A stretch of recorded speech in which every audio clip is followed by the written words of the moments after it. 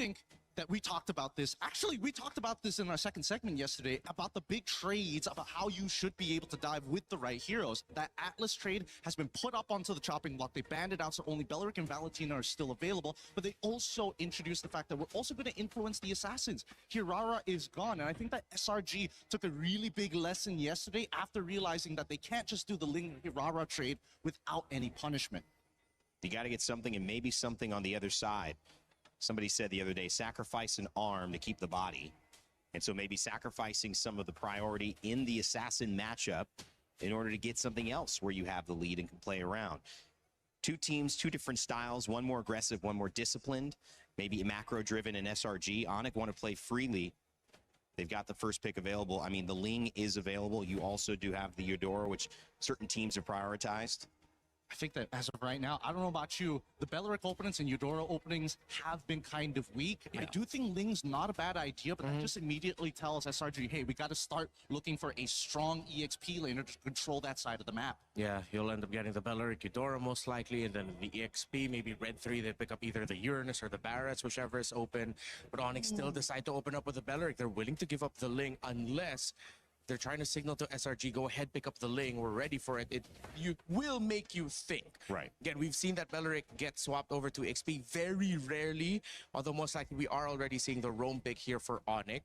I wouldn't be that surprising too, because you still have some assassins on the board. Yeah, the Fanny's gone. If ever the Ling goes to SRG, you still have the Nolan that Kyrie plays with very well. I think this is a three-step process, right? It is get the Beleric first, then pose the question to the opposite side. Do you want to show your mid laner? If you pick Valentina, then we can start choosing other mid laners that can attack your backline as well. Right. It's like maybe even Farsa, but this is under the assumption that that Ling is still part of the question. So we currently have three simultaneous equations going on, so algebra nerds, go at it. Zushin, a great pick, usually on the ban list, and the Paquito, which is a great pick as well, because it doesn't show as many of your cards. We mentioned the hesitancy and the struggle maybe between the gold laners here on the fighter meta, but Paquito could be flexed to a gold lane. It's not a guarantee that he's not, even though it's most likely not the case, Renmar. So what does this set up for now, the answer with ONIC? I think you can go Barretts and the EXP for ONIC. Even Esme. Esme possible too if you want to look at the matchup, but Uranus around. Uranus Barrett. I'm leaning a little bit more towards Uranus Barretts compared to the Esme, even though Esme is the normal counter that you see now up against a Paquito in lane, and they do go for the Uranus, that constant disrupt. You still end up getting the Link for ONIC. I wonder if SRG are thinking about going back to Akai. No, it's going to be too slow. I think the only scary thing is whether or not they're going to, see the previous games. They saw Recall playing. That's what I was just going to say. Paquito jungle, it's possible. It is possible, but it's not one of my favorites here because, again, it falls off. That's the big problem with when you're facing up against Ling. Ling will naturally outscale you at level 15. Paquito is great in the early to mid stages of the game, but if you don't find that snowball lead, then it becomes impossible to get past the Beleric as well as the Uranus, which again, I think that ONIC have taken into consideration. Question is also the underperformance of Ling. We saw some very high skill stealing performances in our previous match. But with Uni, there's already a confidence conversation. He feels like he has it, but you can't not understand you're here in this moment. And do you want to play Ling? And also, do you want to play Paquito? Because if you're saying he's not going to trust playing Paquito right away, coming in as he's going to want something a little more safer, then you kind of expect, okay, maybe that is the EXP lane, and we can understand their draft a little more. Well, we might be able to get a tail from SRG if ever the, let's say, the bans. They don't have to worry about the Esmeralda anymore. Because I'm thinking that Harith is still going to go well for them. Harith has done very well against lineups with the Ling. Once you get your power spike, even though you're in the full team fight, despite you going up against a Beleric, as long as you get away from the taunt and the Wrath of the Dryad is gone, Salmon Force gets dropped, and that even sends any Ling back away from the fight. You get the tempo with the Cho to help scale it faster. You move the Paquito away from the gold. You put that in the EXP or the surprise jungle. I could see the vision in it. It could work out. What are they forcing mid here? I mean, that's what I'm trying to figure out. I see the Eudora ban, and it's like, but wait a minute. If we're trying to, I guess it could be a red herring. It could be saying like, hey, Paquito might not go into the EXP. He might go into the jungle, but just in case, we need to show as if we are going to lock in another assassin in Red 4. I mean, that would have been a good mid pick as well, because with the Beleric, you don't need the Valentina as much. And so maybe just saying, hey, we're going to limit your options. Now you're going to pick something that kind of would have done a better job for us in this lineup. you're a little weaker as a result of that. This might actually be a jungle Paquito, because if you look at the Cho and the Juicing together, they're not a combo. But if you put the Paquito in the jungle, then you get the combo of the pick off and then burst it down right away. As much as you use Cho as a means to just get that little crowd control, a lot of its value really comes from the fact that you could -1 someone right away. But that's on the assumption that you minus someone with a full damage build. And most of the time, and right now, I think they have lack of damage. They have no form of scaling. They have a great form of peel, great form of catch, but if he's building like War Axe nonsense like that and not second into Malefic Roar, I don't know. I don't see it happening. I mean, you look at a great gold laner there, and you see this team fight, you see the in and out and the pick-off potential from Ling. I mean, ONIC are looking very strong, very traditional in some ways, but very hard to beat. Oh, this is good. This is good. Mid lane bans on the side of SRG, and this should be a Melissa ban for the side of ONIC, right? Melissa's not been played at all today. Banned, I think, once, maybe in our first set, but surprisingly not seen very often getting. What do you think that is? Because it's not a Melissa ban either. Just not worried she's coming out. I think because they have potential answers to it, they can maybe try and get the resources out of it in a different, seemingly a different way. Because keep in mind, if you do end up picking Melissa, I think Sans is going to go for like Yi Farsa type nonsense. Yeah, exactly. With the Valentina banned out, you can return to the E Farsa. And if ever SRG are thinking about going back to the tanks, if they show it now, tanks in the jungle, excuse me, if they show that now, then it's an easy Eve or Farsa pickup for ONIC. It's really up to you which one you think will mesh better with the lineup. If it's the Melissa, Ixia, anything like that, then the lack of dive maybe is what's going to hurt ONIC. We did hear last time that the Melissa pickup from Yangon Galacticos was a mispick, and they did mean to pick up the Melissa, but it worked out well for them. But we go back to a possibility that we posed very early in the draft, and it is still going to be the Harith for SRG. Yeah, it makes sense with the Cho getting picked up, with the with them showing the Paquito, Juicing in the mid, it means that the Harith will be well supported. I'm thinking about this. Is there a possibility of Leomord here if Farsa shows? I think that as of right now, they don't mind artillery mages because they've already got a couple of answers right here. If it's Farsa, for sure, they've got the Paquito to kind of disrupt that. They've also got the Cho to disrupt Aurora, a very interesting option. Very good for disengages as well. On top of re-engaging with some strong AoE from the Belleric, that is a natural wombo combo. Yeah, and that will make that Harith struggle really badly in team fights. Well, I mean, it just means that Innocent will have to really watch his timing even more. I like this mid. One of my most played heroes in my limited experience. It is very good. But I lean towards having a little fun bias there on ONIC. The question is, do you like the Claude still? Is that enough? Claude versus Harith. Harith has been performing really well today. It's a classic. Yeah, it's a classic matchup. Seems like we've gone back a little bit in terms of, or we've limited a little bit the craziness of the meta that we've seen so far. They go for the Hilda. Interesting. Okay, so their entire lineup mainly is going to be focusing, like, utilizing this Hilda to be able to kind of, double up on certain things. But it does mean that we have confirmation that Uni is actually going into the jungle with this Paquito. Yeah. And now the early game is a lot harder because as much as Paquito is strong in that early game, with the added addition of Armor Shred from Hilda, they could set up some potential gank angles. Yeah, and real quick, besides the roam mid, I'm just looking how the Uranus and the Hilda will be handling the lane and making their presence felt. Whoever has more presence will win it for the team. Well, Paquito jungle. What a spicy way to kick things off. The one time we've seen it, it's actually won here at MSC. And of course, when you look at this battle and that trophy in the middle, both of these teams have lifted it. It's the Battle of Champions, but only one can go through. It's SRG versus ONIC for this third series of the day. And we've got Mirko and Trex ready to call the action. Fellas? Thank you so much, guys. We're jumping into the land of Dawn. My name's Trex, and this is Mirko. We're going to be doing the live action on this game. We got two Titans ahead of us, Mirko. It's ONIC up against SRG in a tournament life match. Someone's going home. Someone's moving on to the knockout stage. Typical emblems, mostly all around. A little bit of tenacity, though, on to Stormy, just in case the defense, for the possible aggression that could come from Kyrie and the rest of the team. But the big surprise pick here, and also surprise sub that we got to see yesterday, Uni, and he's already starting things off with the Paquito jungle. What am I looking for here? I'm looking for quick aggression, right? You have the Cho. You have something that wants to play quickly around the map. You have someone that's going to have a huge power spike on this Paquito around level 3, level 4. If they can make some off-lane play and possibly get some decent ganks, maybe onto Kelra, maybe onto Loopy, maybe an invade onto Kyrie, that could be the win condition for SRG here. Absolutely, man. I think that's exactly what they're going to try to play around. Cram already with the Master Assassin on the hill that goes from XP down below to try to deny Kyrie a farm. They will be able to get a camp away from Kai. On the ling with Uni. Walking up on the Paquito, taking the golem away. We'll still be able to get level 4 though, going up to the Lizard after the purple buff. Bro, they want to Killing spree as well on Uni here, right? So we're looking for big fights. We're looking for a lot of damage. And it's just like, dude, I know we've been asking for this matchup, SRG ONIC, but to see it in the lower bracket as an elimination match instead of like a knockout stage match, it's just kind of sad. Just a tad bit sad. Just a tad bit. Also a tad bit exciting. Of course. You know, we have to say this is also, it's unprecedented, but a lot of damage on the Loopy up on the top side. Let's even pop the consecration. He didn't expect that from the Master Assassin, Cram.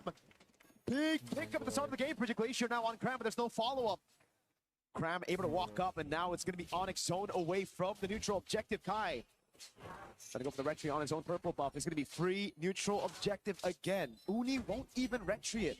They'll just be able to pick it up. And it's a slow game now as SRG take the lead. And that's exactly what we wanted to see from SRG to make this composition work. ONIC has to be able to work around that. It's going to be a little bit more time for them to get to that point to be able to fight, especially picking up the Aurora. Yes, it's going to do well against some of these frontline fighters. You have the crowd control, but it's not a fast-moving mid lane. It's not an insane playmaker. That's something you would normally see Sans on. It's a slower hero. You get a lot of value and utility out of it, but it's not going to make those quick rotations that SRG is going to be making. Those quick rotations for SRG up top as well, really threatening Ludpi earlier. Getting the pickoff is already massive for them to get the neutral objective, but then the whole team staying up top after taking a turtle, trying to abuse the fact that Ludpi had already used the Purify was also quite big. Made him a bit low. Also pops in a consecration for some reason up top there. Don't know if anyone really threatened him or it was just a mistap. But Ludpi will also be able to match this XP lead of Cram with an XP crab take and a shove straight up. Cram is playing this Hilda so aggressively, rotating around essentially the secondary tank. Playing it almost like a roamer would, the way he's playing on the opposite side of the river. Whoa! Kyrie has been caught. Jesus Christ. Bro! Rapid a drive to respond it over. Sounds walking up as well, but now it's going to be Keyboy in the midst of it all. God, oh my God! Bridget Glacier comes around to peel Yums with the G2 on the flicker. Sounds caught in the back spot, doesn't have the flicker. Cram with the swings of the battle axe. Uni! A triple kill against ONIC. This is huge for Uni.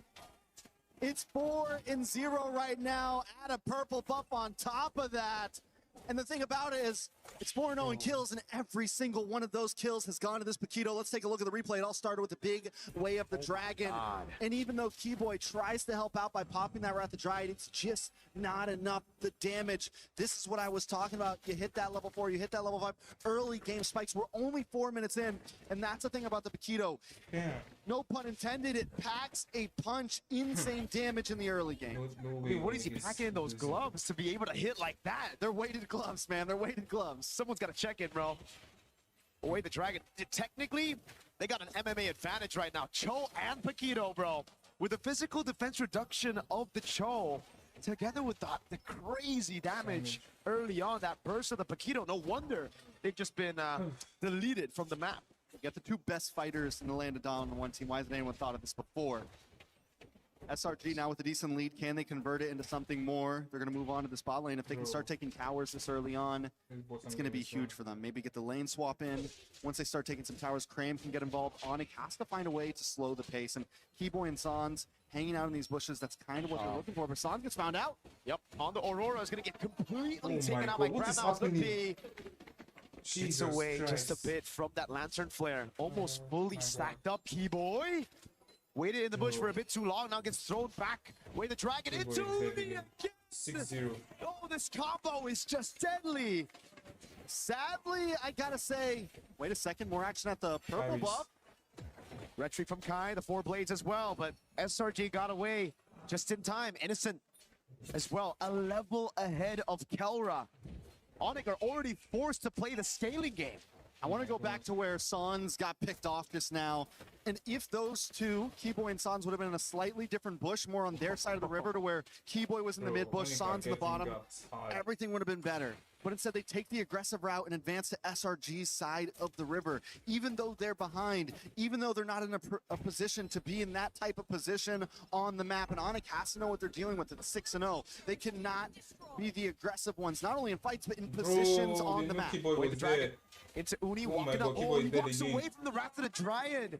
Leaves it for the rest of the team, just in case ONIC try to capitalize on the Wrath of the Dryad. And this is where the question starts to come up. Oh, Kyrie missed the Defiant Blade on the wall. A bit of panic there. Cram got close. Wow. But the question again, Trex, and to everybody here, usually the Aurora is picked up with a combo, a Kaja, a Cho, someone with single target lockdown, and this time it's with a Belleric. Just feels a bit off. Yeah, Belleric has to kind of missing Rooney search again. for it, and that means Sans has to constantly be there. And a big hit. Sanso has a passive there, Has but the a great chip passive. popped in as well. Scram's gonna be No frozen on the damage. turret, but man, perfectly timed knockout again. Uni in the back. It's gonna be Innocent with a pickup as well. It's Go Luke right, Steve. is gonna be slammed down to the ground. Another pickup for Innocent, a double. It's 10-1. This is uncalled for at this point. The subbed in jungler, 5-0-4. This is his second game in MSC, and he is dominating the playing field. It's a mindset, right? Jesus. Where did Kyrie's health bar go? He almost got one shot by Uni. Oh my God. This guy got locked in for the items right now. Absolutely. Where's Uni at? I have no We idea start off where with he's the Hunter at. Strike, typical like that. Are we all? surprised he doesn't have Are we Snipe into Piercer. third item at this point? Dude, this guy has to be worried. Uni's doing so good. Kyrie gets the orange with the red tree still. Holy moly, 5-0-4. All right, so SRG have now converted this huge gold lead into multiple towers. Mid-tier 3 gone, top side all gone. And the way that SRG is moving amongst the map, they are just slowly compressing ONIC into their base. They've taken buffs. It is a tough game for ONIC. How do they even find a way out? And you said it. All they really have is Keyboy for the big engager. And for him to really get a surprise engage off, it has to be a flicker. Even Loopy, this far behind, with the amount of damage that SRG has, he can't harass the way you want to on a Uranus. And in the past, Uranus could still do it at maybe 0-2, could still do it at a 6K gold deficit, but we've been seeing how much trouble Uranus has been having in the meta currently when you fall behind like this. So it's going to be a while, if ever, that ONIC can really come online and re-engage these fights. They're going to have to let SRG come to them and look for the counterattack. Yep, Kai can only just red tree the purple buff. That means it's going to be free neutral objective unless ONIC get a pickup, but it's going to be SRG with a move. Sound to the flicker out already. Used. Kiku with the flicker in the way. The dragon straight up with the Stormy Sky Piercer. Big Purify coming down now as Kelrick is able to get the Blazing Duet down into the back line as well. Stormy sit down by the god in the gold lane. Kai with those blades picked up now as SRG are still able to get a 2-for-2 trade. Very well done by ONIC though. Kelra. We fail to talk about Kelra. He's 2-0-1 right now. He's been having the gold lane experience. He's been waiting for his time to shine, and we just saw the damage come out. Innocent, though, does lock in Holy Crystal. It's going to be more damage from him as well. Let's take a quick look at the replay. I want to keep our eyes on Kelra because he knows he has to move down. Keyboy comes in a little bit late to pop that Wrath of Dryad, and right when it pops, Kelra BMIs forward, uses the Blazing Duet on the backside, and outputs the damage, matched up by Kyrie's Tempest of Blades, and then able to just get away. Uni doesn't go down. No, they're not able to get the big shutdown onto him, but still, they're able to kind of slow down SRG a little bit. Gotta give props to Uni though there. It really looked very dicey, but he was able to get those stacks back up, get the damage reduction out so that it doesn't die to Kelra on the Blazing Duet. But Yums, he's had one member in his eyes. It's just Sans, dude. Every time. Walks up, sees Sans, especially when he flickers, boom, Yums is on him. Ionic, they do have some ability to defend here, right? Retry down for the purple buff. Kyrie is able to get it. That's going to be helpful in this next big push as Kelra moves forward. And SRG, I think at this point, take these tier 2s. If you get anything more, it's definitely a bonus. But with a 7K gold lead, they could try to force things open. Oh my god. On the Uranus taking that much damage. Holy shield. Procs in the end, and the charge still comes through. SRG now looking to get 2. Holy shield's down before the 12th minute of the game. Innocent popping that damage again. The Synchro Fission doing work. It's a scary bottleneck to come into against ONIC right now, even with the gold advantage. Oh, no wonder. Look, Holy Crystal picked up already on a Harith. 11 minutes in, and he's on the way to the Divine Glaive. Definitely trouble for ONIC, but SRG respects the composition, right? You walk into that tower, you get hit by a big Frigid Glacier, you get hit by any of those big AoE skills. The possibility is there for a quick table flip, a quick turnaround by ONIC, so SRG has to play this smart. They can't brute force ONIC's base open right now. 60 seconds for Lord, they just freeze lanes. Solid for SRG. No real reason for them to push the tempo anymore. No real reason for them to take any risks. Bro. They have the lead. They can play it safe. Heck, Cram can take a beating as well, and he can get away from it. It's all good. Divine Glaive for Sans, though, and it's only a second item. 4.8 gold. That's painful. Kelra able to spot Yums in that bush. 4.8k gold. Bro, just Big right now. Yums gonna go for the cut right now. It's Kelra. Oh my god. He's gonna get caught as well. Blade into the web pop. Kelra is dead. Okay, but he's gonna get canceled. Kelra is dead. Stormy. Dives in, picks up the kill with the Sky Piercer and the Lantern Flare. Kyrie with the blades. Uni jump in, and again the Purify out for Lutpi. But Kelra has finally been taken out. 2-for-1 trade for SRG. Bro, right in front of the base, 10 seconds before Lord is exactly what SRG needs. They're finding these quick moments that they know that as long as we get one more hero, we can go for this big objective. We won't have them harassing us, and Kelra was the big problem in the last fight. So they know who they needed to lock on to, and Uni hasn't missed. 6-0-5, and with Kelra finally down, this is going to give the advantage to Innocent in a lot of these fights. We saw the gold lead earlier. We saw how much damage he can output as well. So if Uni does start to fall off, that's going to be their next saving grace. A beautiful engage. Keyboy tries to stop it. He almost saves Kelra. He almost stops the big advance, but Kelra still gets caught off. And this is the right side of that double-edged sword for Stormy. So many times in this tournament, he's going in, you know, even flickering forward, Crimson beaconing forward, and it just looks awkward. But that's where you find, you know, the benefits of having this crazy aggressive style on your mid lane, on Stormy. When it works amazing. That shot into Kelra. This is such a good turret to take as well, man. Yes, what is Keyboy doing? Ults now. Glacier, able to lock him down just for a bit as Yums is able to flicker out of it. Throws an Innocent. No Purify burns out. Lord going to be dealt with as well. And SRG are happy with just the base turret on the far lane. Clock is ticking though. They're at 10k. I think one more base turret could be helpful. Kelra getting faster and faster as this moves forward. Kyrie also, even though it's an assassin jungle, it's gonna start scaling eventually. SRG has to be careful about how long they want to let this game last. I think at this point, SRG, they should be still very, very comfortable. Yes, ONIC have that scaling, but as long as SRG play around these side lanes, utilizing that advantage, there's not much ONIC can do, right? Because with this kind of composition, SRG can actually still blitz around the Lord. Now, once we get into Evolve Lord territory, that's where it will get kinda dicey for SRG, because then I don't think they will have enough firepower to burst the Evolve Lord. But for now, it's still chill. So basically, ONIC just needs to survive this next one, right? Every item. Survive this next one. We get into Evolve Lord territory. Taking a look at items. 3 more minutes. 3 more minutes. I mean, they have 2 inhibitors left. They have 2 inhibitors left. It's going to push down the top. I'm just saying it is possible. It is. Kyrie, Kelra, Loopy, all of them have been playing a good game.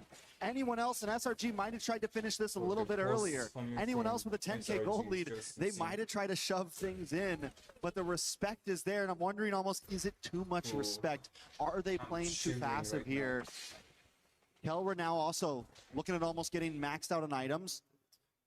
Kyrie fully stacked as well. All they really need at this point is Loopy to catch up, Keyboy to catch up, so that you actually have a bit of a front line to survive the damage that Uni, Innocent, and Stormy are bringing. Innocent has his full items. For sure. I think the biggest gap right now has to be between the frontliners, man, because the damage dealers, as you mentioned as well, they're on the way to their full items, right? We're going to get to a point where it won't really matter. Look at Lutpi's hold on, Lutpi. Takes a big beating. Doesn't use the Purifying Dose. This is a pure 50-50. Now onto it. Kyrie doesn't get it. It's going to be Uni and Innocent, I believe. Kyrie wasn't able to get his hands on it. And without a purple buff, this will just be another free neutral objective. And then it's going to build from there, Trex. SRG, they're playing a safe game because they know as long as they're able to build these small wins, get those neutral objectives, and then transition them into structures, in the end, it's going to be very, very difficult. He saved his retry. I'm wondering if the reason why is because Kyrie wants to try to go for the steal here. Maybe. They want to debate out the retry so that he wouldn't have it to try to contest. Oh. ONIC is keeping a close play. Look at Humes right now. Cram as Yeah. well in the back. Oh my god, they found Sans G2 again. now Ult now. Keep boy. In the back to be Kelvin with a bit of crown as well. Yes. Innocent is dead. Nice. Kelra is dead. He picks up that godlike as he takes Kelra down. Both gold laners out of the fight. This is huge for ONIC right now. Kyrie, and this is what I meant. They hold on to it. Yes, we don't get the That's what purple, but needs as to long be as a we can nice- dry, as long as we can hold things out a little bit, they do have a chance. The problem is that long lane. SRG's okay with playing it slow. SRG's okay with chilling it out. The engage comes in. Kelwer gets a But good this chunk Keyboy- of this damage. Keyboy is very And Keyboy slow. plus Kyrie This on the Keyboy bot is very, side, very slow. freeze Like, Innocent, how stop can- him, and how can Kyrie's Cho able be to get going the in and kill. out And easily in just that like that? moment, How? SRG knows they have to back off. They don't want to play the long This fight. is You reaction gotta time give from props to Keyboy, ONIC, bro. man. They layered their skills very well. The Wrath of the Dryad baited out the fucking Purify. annoying. Then we saw the Frigid Glacier. Not the stun, but just the damage. Right as Kyrie jumped off the Finch poise with his own Defiant Blade to burst Innocent down. So now Innocent, he's also fallen. Both gold laners aren't deathless. The only man who's deathless right now is Uni. Bro, Bro, 7-0-5 they need on to a get a Paquito. shutdown on this party too. They need Who to would've get a thought? shutdown. Who would have thunk? Another pick that's, another crazy layer to the meta right now. Something that Bro, at first you see it, you doubt at it, Humes. and SRG is making it work very God, well Kelra, right now. careful. But And Kelra- they Kelra- are Kelra having doesn't some have to trouble purify. closing this out. They're finding great position. 3 Humes seconds always in a purify. side bush. Cram his always purify looking up. for an angle as well. ONIC has to watch out for it. Innocent too has a spirit fire. SRG are gonna go for the commitment here. They see the Ling. It's insta commit. No way for ONIC to respond to this. They still want to try though. Look, he caught again. It's Keyboy, gonna be make the up taunt your landing. mind. The shot boost right there. Uni with the red tree. Oh my god, it's Keeps it over. clean. It's onto the background, waiting for a Vertigation. Place down at the passive. Getting propped in as high. over. Jumps in on Innocent. Picks up the blade. Picks it up. Waiting to try and appeal again. Yes, It's not Kelra. great. Nice. Kyrie It's Blades. a good fight. Over Go, and go, over go, go, against go. in the back, waiting for a position. Signs for Innocent, but SRG Kill got that. the neutral objective. What the Kai fuck with the was chase that? now onto Cram. No Kelra flicker doesn't have any available. boots. Kelra wants to go for the chase as Keyboy cuts him off. Nice. He doesn't Bro. have the Wrath of Dryad. No, he my doesn't. God. Doesn't have a No. taunt either.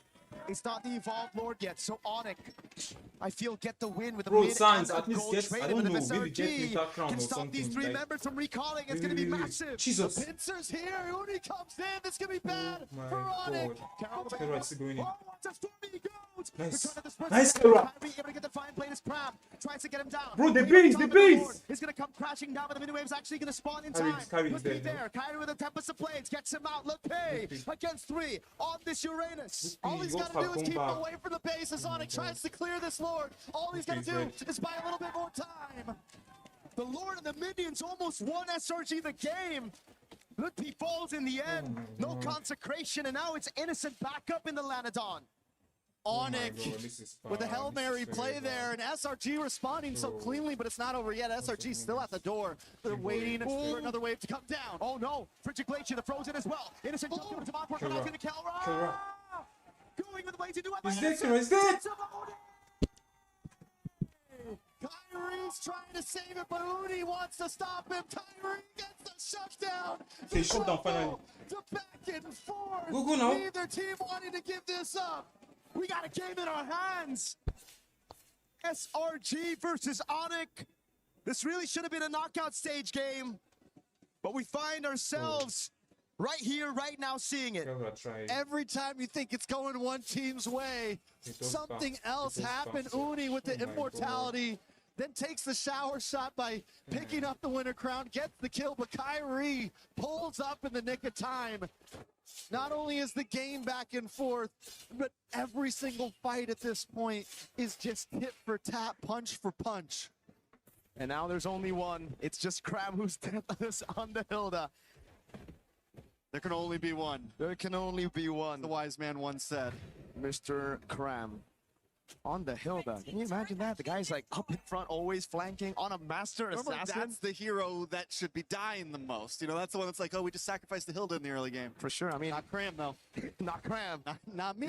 He's No built way. different. 3-0 and 13. All right. 13 is insane.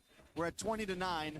ONIC finally with a grip on this game. No. It's down to tie game mode. The problem is Lord spawns on boss side, long lane, looking hard for ONIC. Keyboard is going in. I They're really going in for innocent. Nice! They're picking innocent. Beautiful, beautiful. Let's fucking go. Protect Terra at all costs. Protect Terra at all costs. And Uni, Cram and Yums. They're disorganized. Nice. They're Uni disorganized. needs to find an Bro, angle mess them in up. before Kelra shreds us down. Kyrie as well. They got no retreat. They gotta play it slow. Kelra jumps into the BMI over on Cram. Cram is dead. Cram is dead. Backline as Cram tries to run away. Kill that Back fucking again Cram, from bro. Kelra as Lutpi tries to stop Uni. No. Getting into the Lord pit. In the backside. No, they said the Lord. Yums.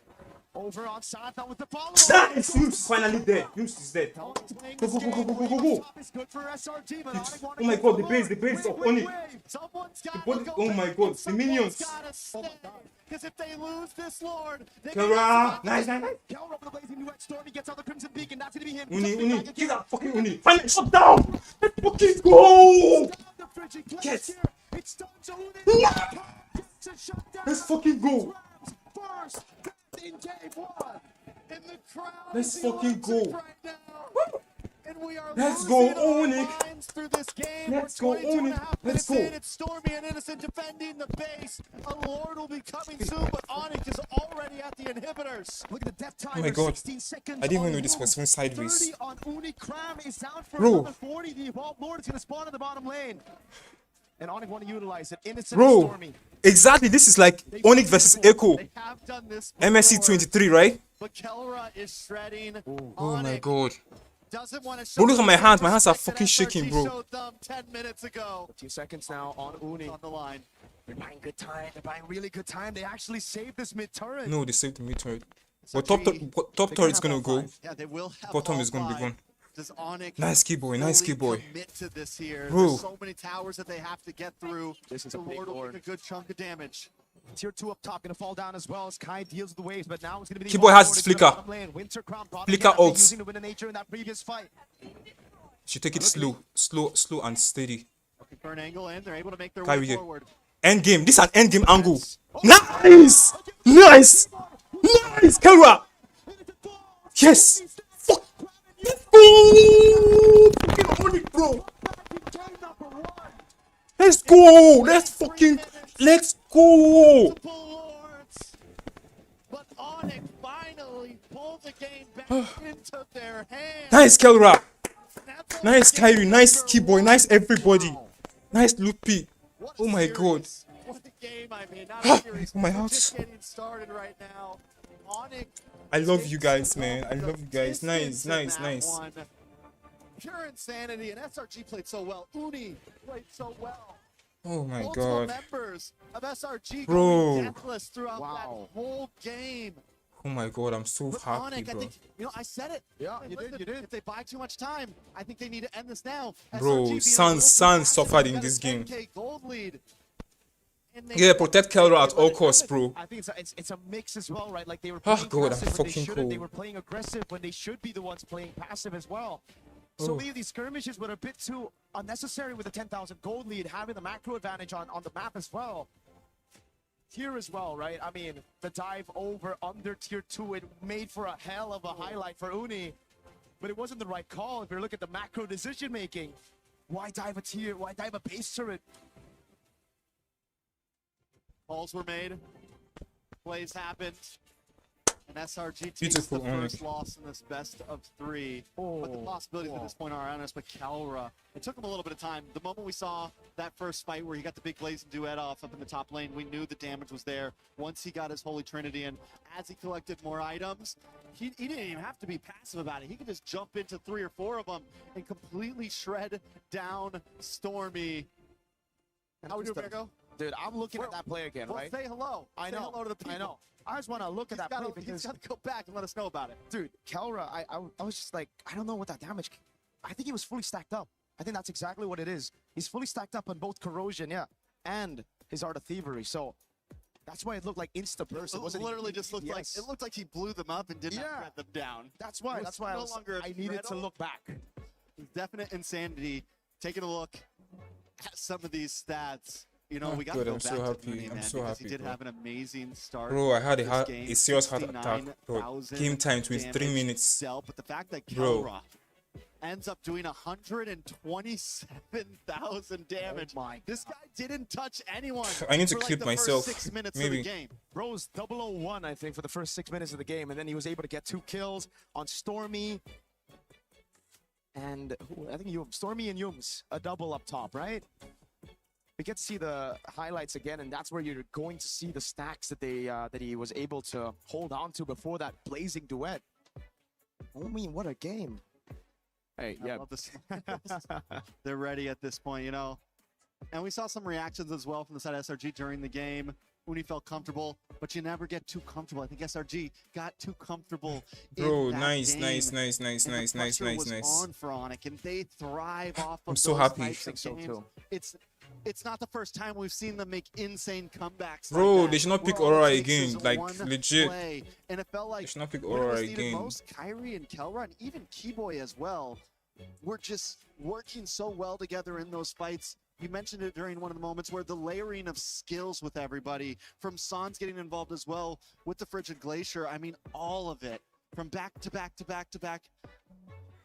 it was well played. It was fantastic. So happy, I mean, bro. when you Nice game. see Please, these guys, who please, lost please and like they're the stream. laughing, Like the they're stream, guys. Please. If you haven't liked the stream, smiling, like they the know stream. that was a good game, right? Like, Okay, Uni, after a please. And fantastic subscribe as well performance, if you you haven't. saw it right there. Uni was laughing. He's probably like, dang, it's been a while. I'm just bro. happy to be here, yo. I'm just happy to be here. I came in one game, got a game against GK, said it was easy on stage, and then now it's like, I mean, he proved himself, man. He had an amazing game. He's made me an Uni believer. Yeah, so as we take a break and take a breather and prepare for the next match, we have something for all of you. Some more confessions Oh, God. from what I hear. From who? From your bestie. Bestie. Renmar? Ooh, Is that you? my bad. It's obviously is in our DNA. Whenever we let it out, it becomes our superpower. Now imagine an entire city being built to supercharge it. Kadir City, powered by play.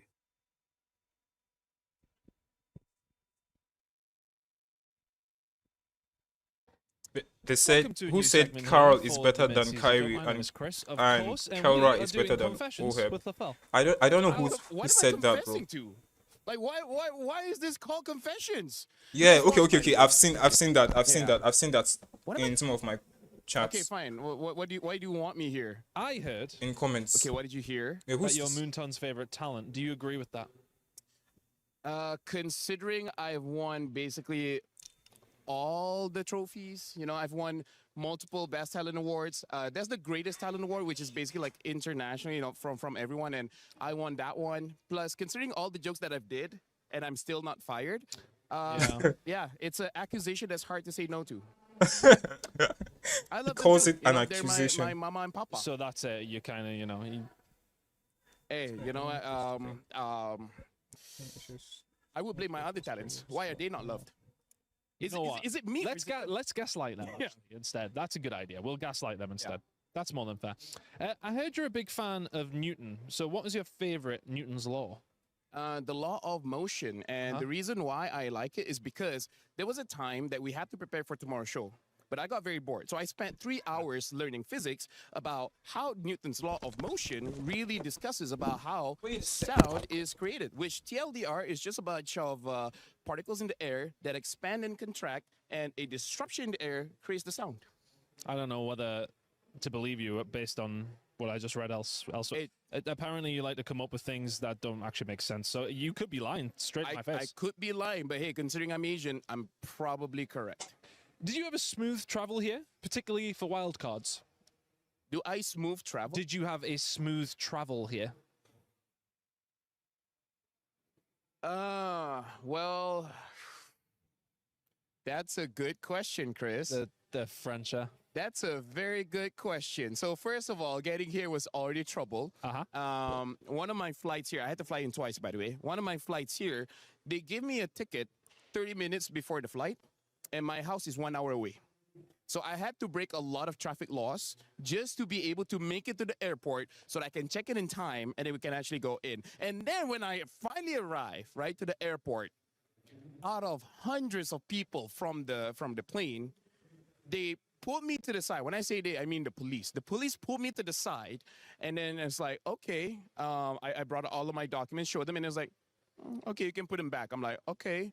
So what's gonna happen? And they're like, oh, we're just gonna search you. And I'm like, oh, do you do this all the time? And then he was like, oh no, this is takes out his phone, presses a few buttons, and after 1 minute and a half, it's like random.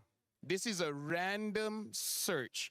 And then I had to go through all of that, and then he spilled shampoo on my shit. So I'm like, it's been fun so far. It's been fun. The police make me feel like a VIP where there's two guys in front and 2 guys behind. Escorting you in, yeah. It's escorting me essentially. Yeah, I felt very much welcome. I have a very long name, by the way. Give me it. Muhammad Amirul Aiman bin Muhammad Kamal. That is quite long. Or you can call me Lafel. Mine is Chris Tun, and that's it. Nice. I met a girl named Zoe. And it's like, There you go. anything more? It's like, Chilling. That's it? Z first name, O middle, and E at the end. No way. That's Yes, actually way. kind of clean. Yeah. That'd be great for like talent. She's work. I mean, cute.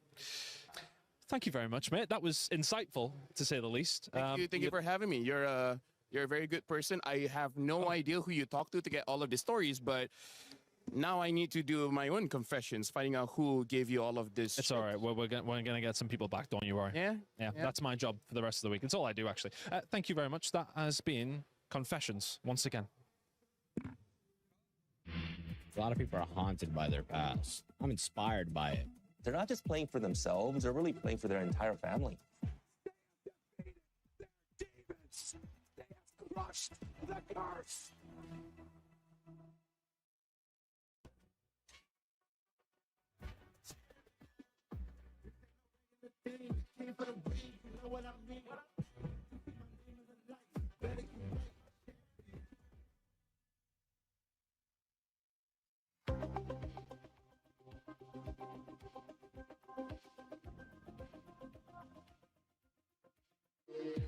We were there.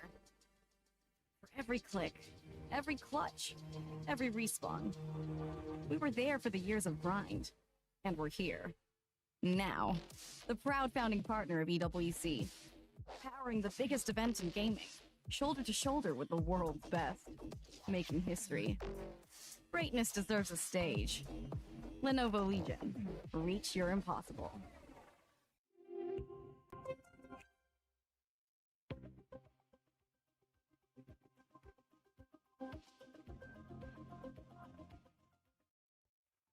Selangor Red Giants leads the series. It's what I would have said if ONIC didn't make that insane comeback in game number 1 to lead this 1-0. 1 game away from eliminating the 2024 champions and advancing into the knockouts. Welcome back to the studio panel. Renmark, Gideon here. Gideon, how are you feeling, man? I'm feeling hot, man. How can your blood not be pumping after a game like that? When all odds look like SRG was going to take it away because of their early pressure, somehow ONIC, they edge it out. Kel comes up, sets the standard once again. Yeah, the Winter Crown plays, the Wind of Nature's just in time to survive onslaughts from Uni, especially right there in the end. But of course, Uni coming in for SRG as the starting jungler for this series definitely made a name for himself and showed up. 11 plus kills, 1 or 2 deaths, a handful of assists. You cannot doubt that this young man is ready for the stage. Let's look at what map we're going to be going to get. What we are going to get. Oh, Flying Cloud. All right, expect this to be a bloodbath. It's just going to be a lot of fights over and over again. Yeah, and the punishes in the lane might not be as hard as we were hoping to be in the previous matchup, but at least what we have learned from the drafting side, especially if SRG is going to end up back on that red side, is probably to set up that same scenario, right? Yeah. At the end of the day, Sans didn't have the hottest of games, but at the same time, you could tell that Innocent just wasn't 100% accustomed, because how often do you see just a randomer just show up, you know, coming into the mid, dropping down the stun, and more importantly, it's a delayed stun. Yeah, it's unfortunate that you could really see the exact moment that it went wrong for Selangor Red Giants. Yes, it wasn't just the little decisions they made leading to the fateful moment wherein it was Innocent holding the Lord and SRG trying to bait a reaction out of ONIC, but it was answered by ONIC and Kyrie on the link perfectly, jumping on the Harith, taking the Harith out, and ONIC playing the long fight to eventually win out game number 1. Good bans here to start it out. We've talked about so many times how the Atlas has impacted this metagame, and the Marcel getting taken out by ONIC, while Jushin, used by SRG in game number 1, will be taken out by them on the blue side. ONIC continues to ban out Salinas.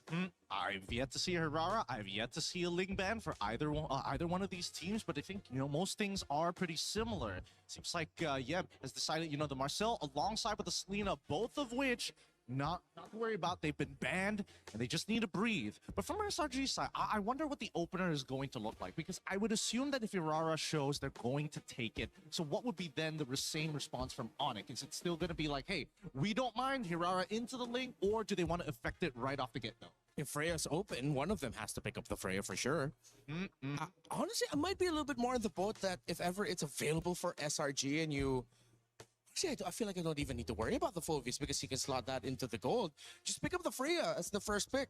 Yeah, and they also have to worry about that Fanny too. So luckily, the Fanny is gone. It's all up for play.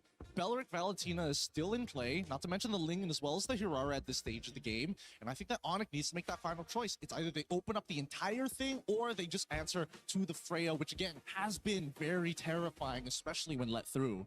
Let's say if both assassins, top ones, and the meta will be left open by Coach CW and Coach Yeb. Ling and Hirara, will it be one of those, or will they ban out the Freya and just keep it honest with the Ling-Hirara trade? Last ban, red side for ONIC, taking their sweet time. They ban out the Freya, Ling and Hirara is the active trade.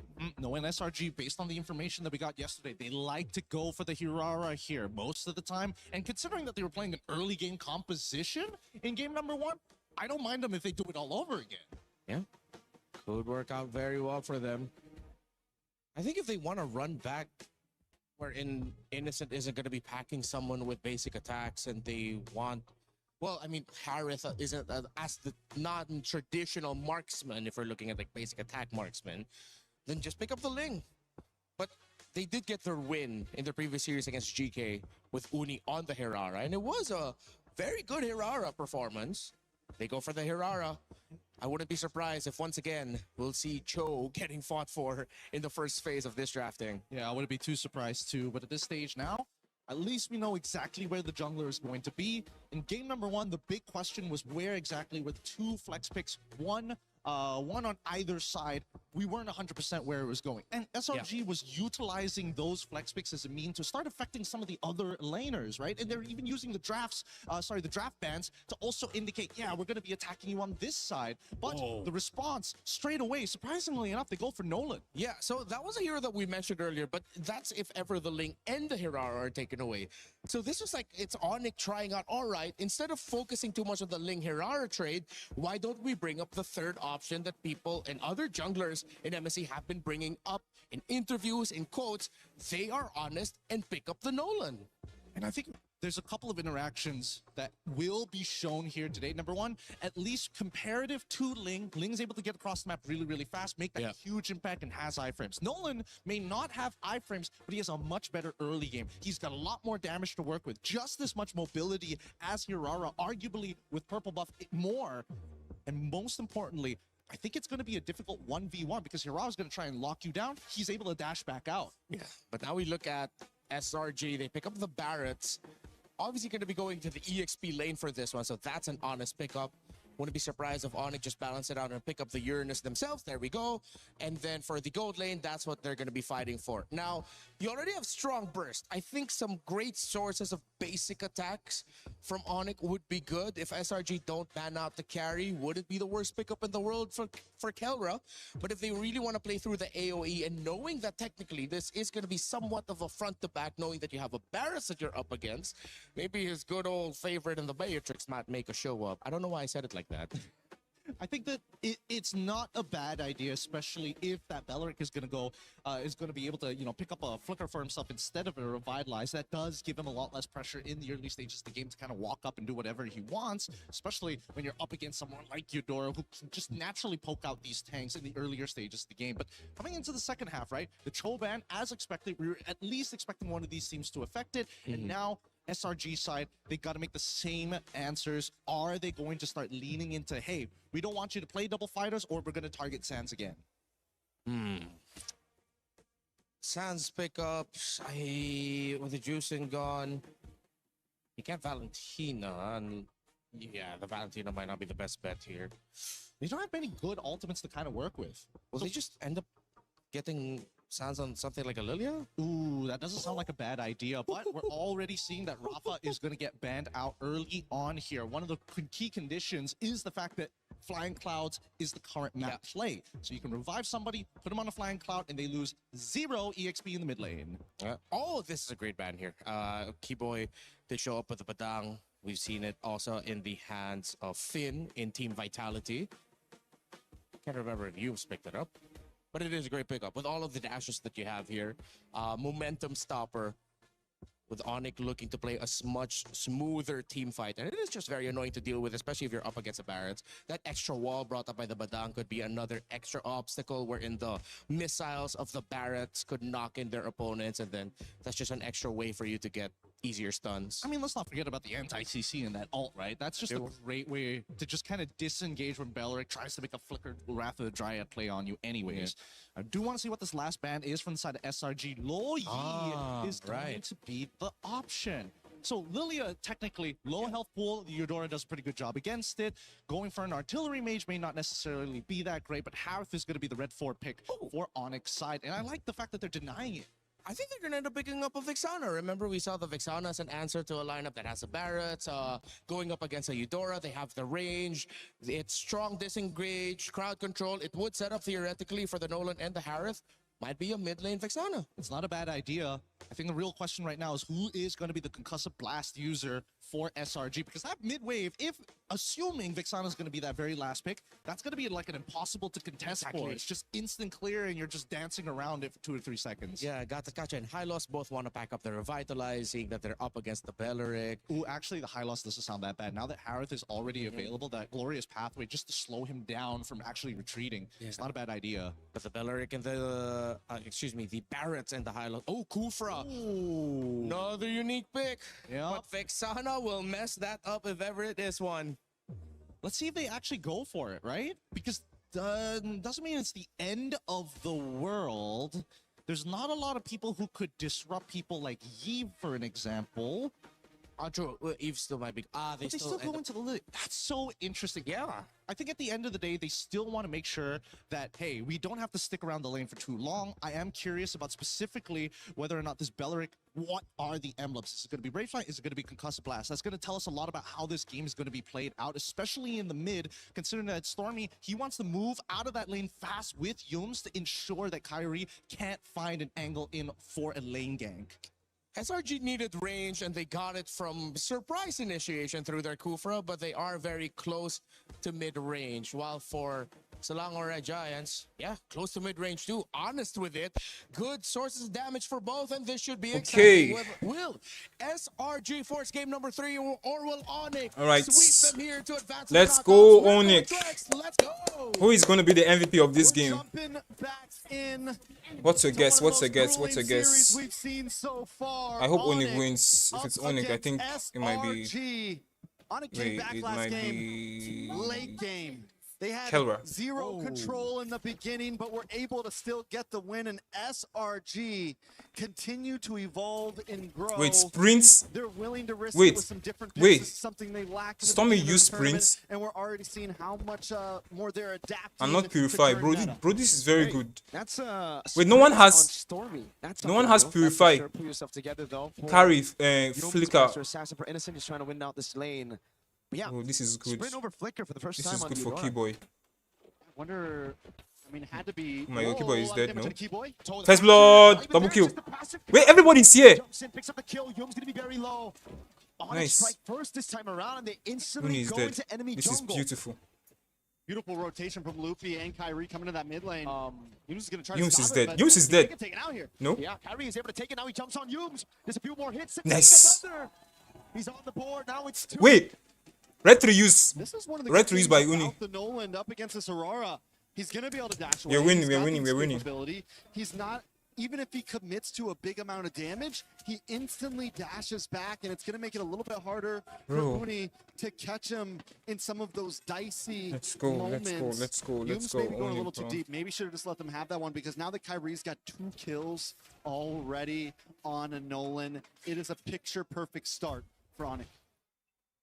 Can't get better than this, right? Especially after last game where it was SRG who dominated the first 14 minutes of the game, right? Like, entirely early game, it was just SRG.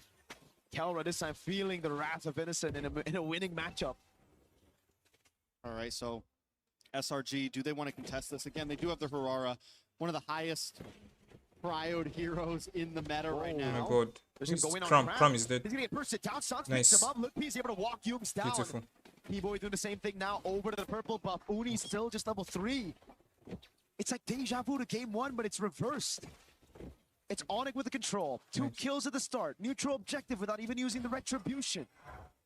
Uni using the retribution on his own purple, just like Kyrie was doing last game. It is a mirror match for sure. Can SRG pull off what ONIC did, though?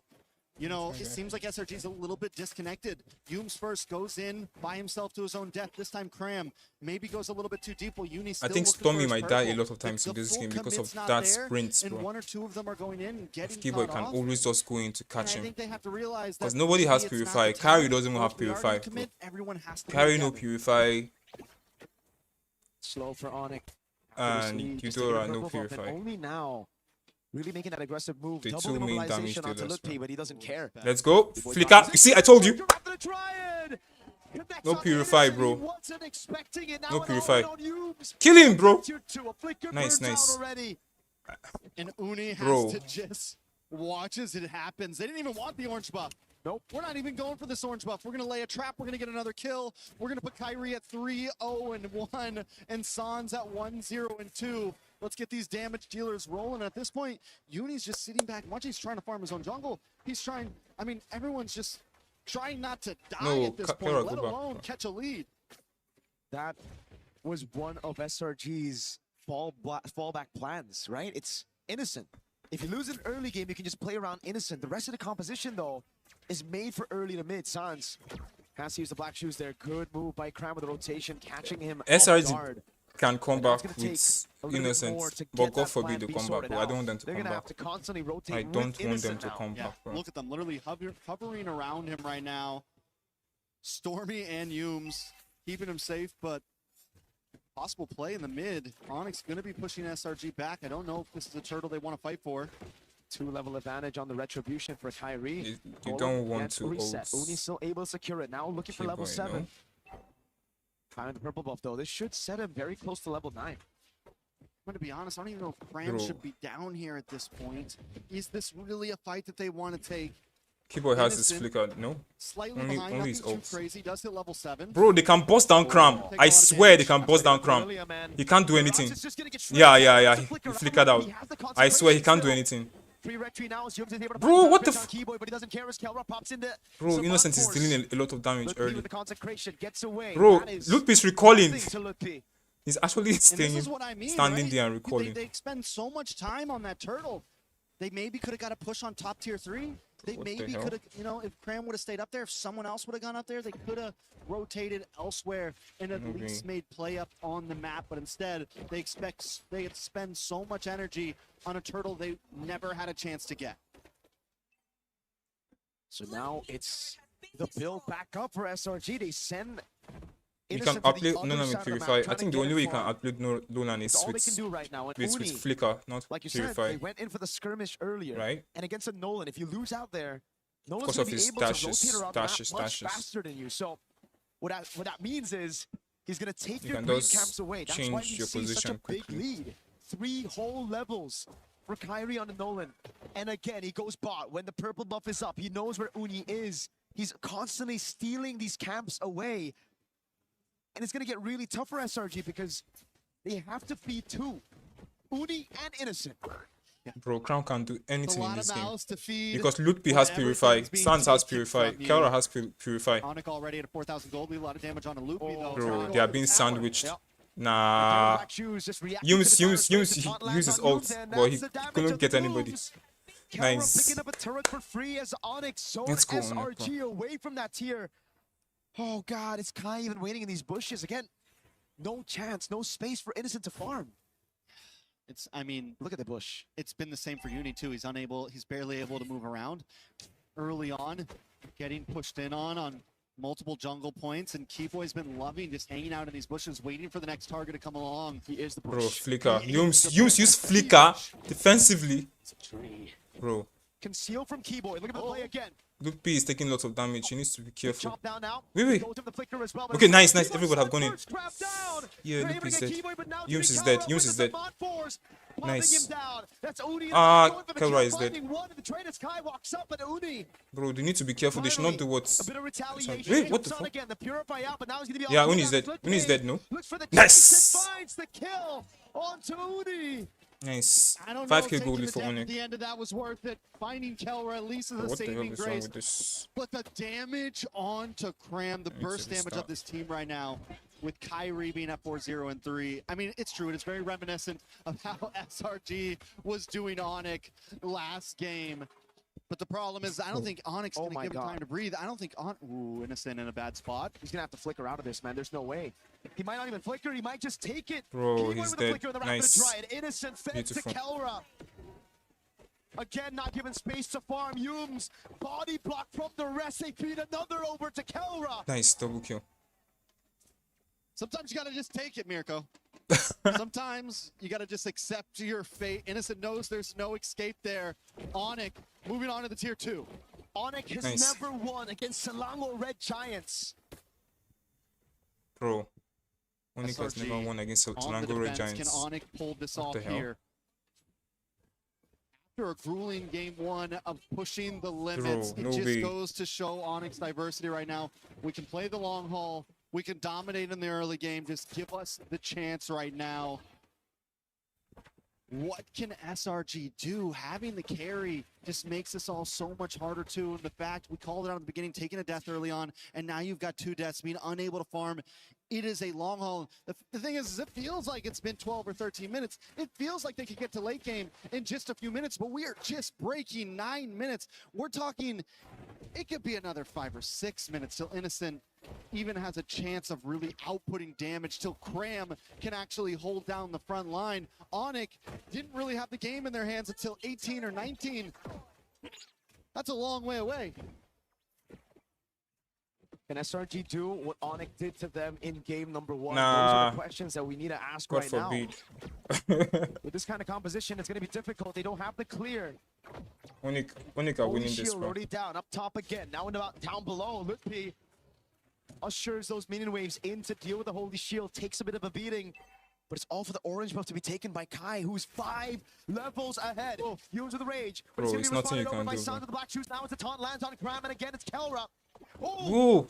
A big chop down thrown again. Whoa! Wrong place. Low has to flicker back.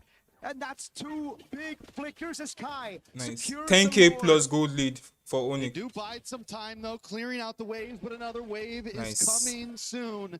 SRG But hasn't SRG taken a single doesn't turret have from the ONIC. greatest comp Not a to single defend. turret. Yes, they bro. have the carry to Shred, who has gotten in the Trinity, but still. Bro, there's no 1.5K way. gold There's no behind. way Taking a look at the SRG jungle, is it going to a come back because 4.1K literally, gold like, everyone lead. has a Purify. Uni just got his second Everyone item. has a Purify Just on got ONIC. War Axe in.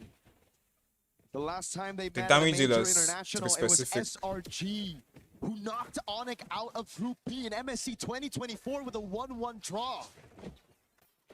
Well, revenge is here. It's in ONIC's grasp. All they got to do is close this out. And last time SRG was a little bit too patient. ONIC is ready to kick in these doors. Whoa? And whoa, yeah. Is that? Was it That's a blitz? misclick. That's Or a was it misclick. misplay? That's a We'll see what the misclick. result of the Definitely. game comes down to that. Depthulous welcome coming down onto the Uranus now with no winner. Bro, it's over. Goodbye, SRG. Right now as they go over to top lane. Lutpi. Bye bye, SRG. SRG. Get the fracture lands on Yums. Bye bye. Goodbye, SRG. The base is gone. Yes! Clean sweep, bro. Yes! They don't just win it, they earn it. Nice. After game 1, Only to playoffs. themselves to the limits. And then to prove they can finish things in style. Come on, Keyboy. They win Keyboy is game just number as 2 in a very damn. quick She's an ONIC fan. fashion. She's so happy. You can see the smiles on their faces. Kelra, Keyboy, happy about it because both of those teams were tested in this group stage. Almost every team in group stage had some rocky games. Nobody was a guarantee. Everything was earned. And ONIC will move forward. They will. Top 8. Selangor Red Giants. They will unfortunately be the ones eliminated. The key crushed today as well. Nice. The revenge was very late. The revenge 2024 was when it happened, when SRG knocked ONIC out of groups. It took them 2 whole years to regroup, to relearn, to improve. And fate had it with this matchup. SRG dropped down early by Pro. ONIC dropped down late by Aurora Gaming. Into the last chance for both these teams. It looked good for SRG at the start of game 1. They couldn't close it out. It looked great for ONIC at the start of game 2. They went for the throat. Yeah, they did. They weren't wasting any time. They knew Let's that they go, had the advantage. ONIC. They didn't want to make the same mistakes that SRG made, and they were able to pull through. But with that game over, let's send it back to the stage. Rose, who we got up there? What a series, honestly, guys. This is a matchup that we didn't see coming. Closing the group stages, we expected something like this in the knockout stages, rather. But still, ONIC secures a 2-0 in the bag up against Selangor Red Giants. Ladies and gentlemen, give it up for Kyrie! Congratulations. How do you feel after finally getting your vengeance up against SRG? Because if we recall correctly, they dominated and defeated you guys back in MSC 2024. That ended your journey, and Kelra last year's journey too for MSC 2025. So how do you feel today? Okay. We've been waiting for a long time for this match, and happily we succeeded today. Happy. I'm pretty sure you guys are very happy. But did you ever expect that this moment would come at this period of time? Group stages elimination match, lower bracket, ONIC versus SRG. Or did you expect it, you know, in the knockout stages perhaps? Yeah, we expected to meet the champion teams in the knockout stage. You're the only one left right now. ONIC is the only one left because 2024 champions are gone. 2025 champions are gone. What does this mean? Do you feel like it's coming back to Indonesia? Do you think it's coming back to ONIC? I hope so. That's all I can say. Now, let's talk about game 1 just now, okay, Kyrie? Game 1, you guys were shaky. You guys were behind by a lot. You know, how did you guys kept yourself composed to be able to make a comeback to secure the win? We just looked at the enemy's hero, the SRG's hero, and they were using Paquito and Hilda, which are very good at early game, but not that good at the late game. So we just had to be patient. So the plan was technically to let Kelra snowball as much as possible, give him the resources so that when the time comes, it's going to be him and you versus the world. I think so, yeah. Now, Kai, you guys are heading later to the draws after the last match. Am I right? So you guys will be seated in seed 2 with all the 2-1 teams. The 2-0 teams will be picking. Who do you think will pick you guys today? I don't know really, but I hope it will be Aurora. Why do you want to meet Aurora Gaming again? Just because we didn't really lose that easily, you know, against them, and I think we have a chance against them. I agree. You guys were the only team that managed to push Aurora Gaming to a 2-1, and people are saying they are currently the strongest team in MSC. And if people are saying that, I think we want to meet the best, no, Kyrie? So is there any message for Aurora Gaming? Who knows? Maybe that will make them pick you later. Just good luck. And of course, a message to the fans. And so my fans, thank you so much for supporting us, especially my team, ONIC. Thank you. So all the Filipinos out here, thank you so much. And I hope you guys still keep supporting us in our next match. Thank you. Thank you so much, Kyrie. And now, are you boys ready to crush some keys? Okay, first up, first question, ONIC, who wants to be the one crushing the key? Keyboy? Keyboy? Okay, let's head to the back. Come on, guys, follow me. It's time to crush some keys. As we head our way to the key crusher, Keyboy will be the one leading the pack. So, Keyboy, you may head to the key crusher. And of course, ONIC, you may watch. All you have to do is press that lever all the way. All right, guys, ladies and gentlemen, as of this moment, ONIC officially eliminates Selangor Red Giants in their journey this MSC at EWC 2026. All right, it's time to see the keys as we show it to the camera. It will take some time as the keys are so shattered. All right, look at the keys. And with that, let us throw it over to the desk to break down what happened in this series. The hope of a returning champion. Now from 3 at the start of MSC, it's gone down to 1. With the key crush from SRG, it is just ONIC who remain, who have been your MSC champions here, ready to do it yet again if the tide is right. And they don't mind going up against even the best, or at least people might be calling the best, Aurora Gaming so far in this tournament. I love the shout out. I love the confidence. Pick us. We had a good chance against you. We want to take it again. Rinmar, Gideon, this was a game that went all the way ONIC. But they did it with class. They did it with a style, and they feel very confident, as they should, with a win like that. Yeah, and what I liked about it is it was clean. They are playing against around a Nolan in their jungle. Clean burst. They got that very quick win early in the game, and they didn't stop from there. It's classic ONIC. It really is classic ONIC, and not to mention that just so many things that could have gone wrong in that early stage, especially in that first Litho fight, calling in the Uranus alongside with the Barats. Had it not progressed in that manner, maybe it would have been an entirely different story.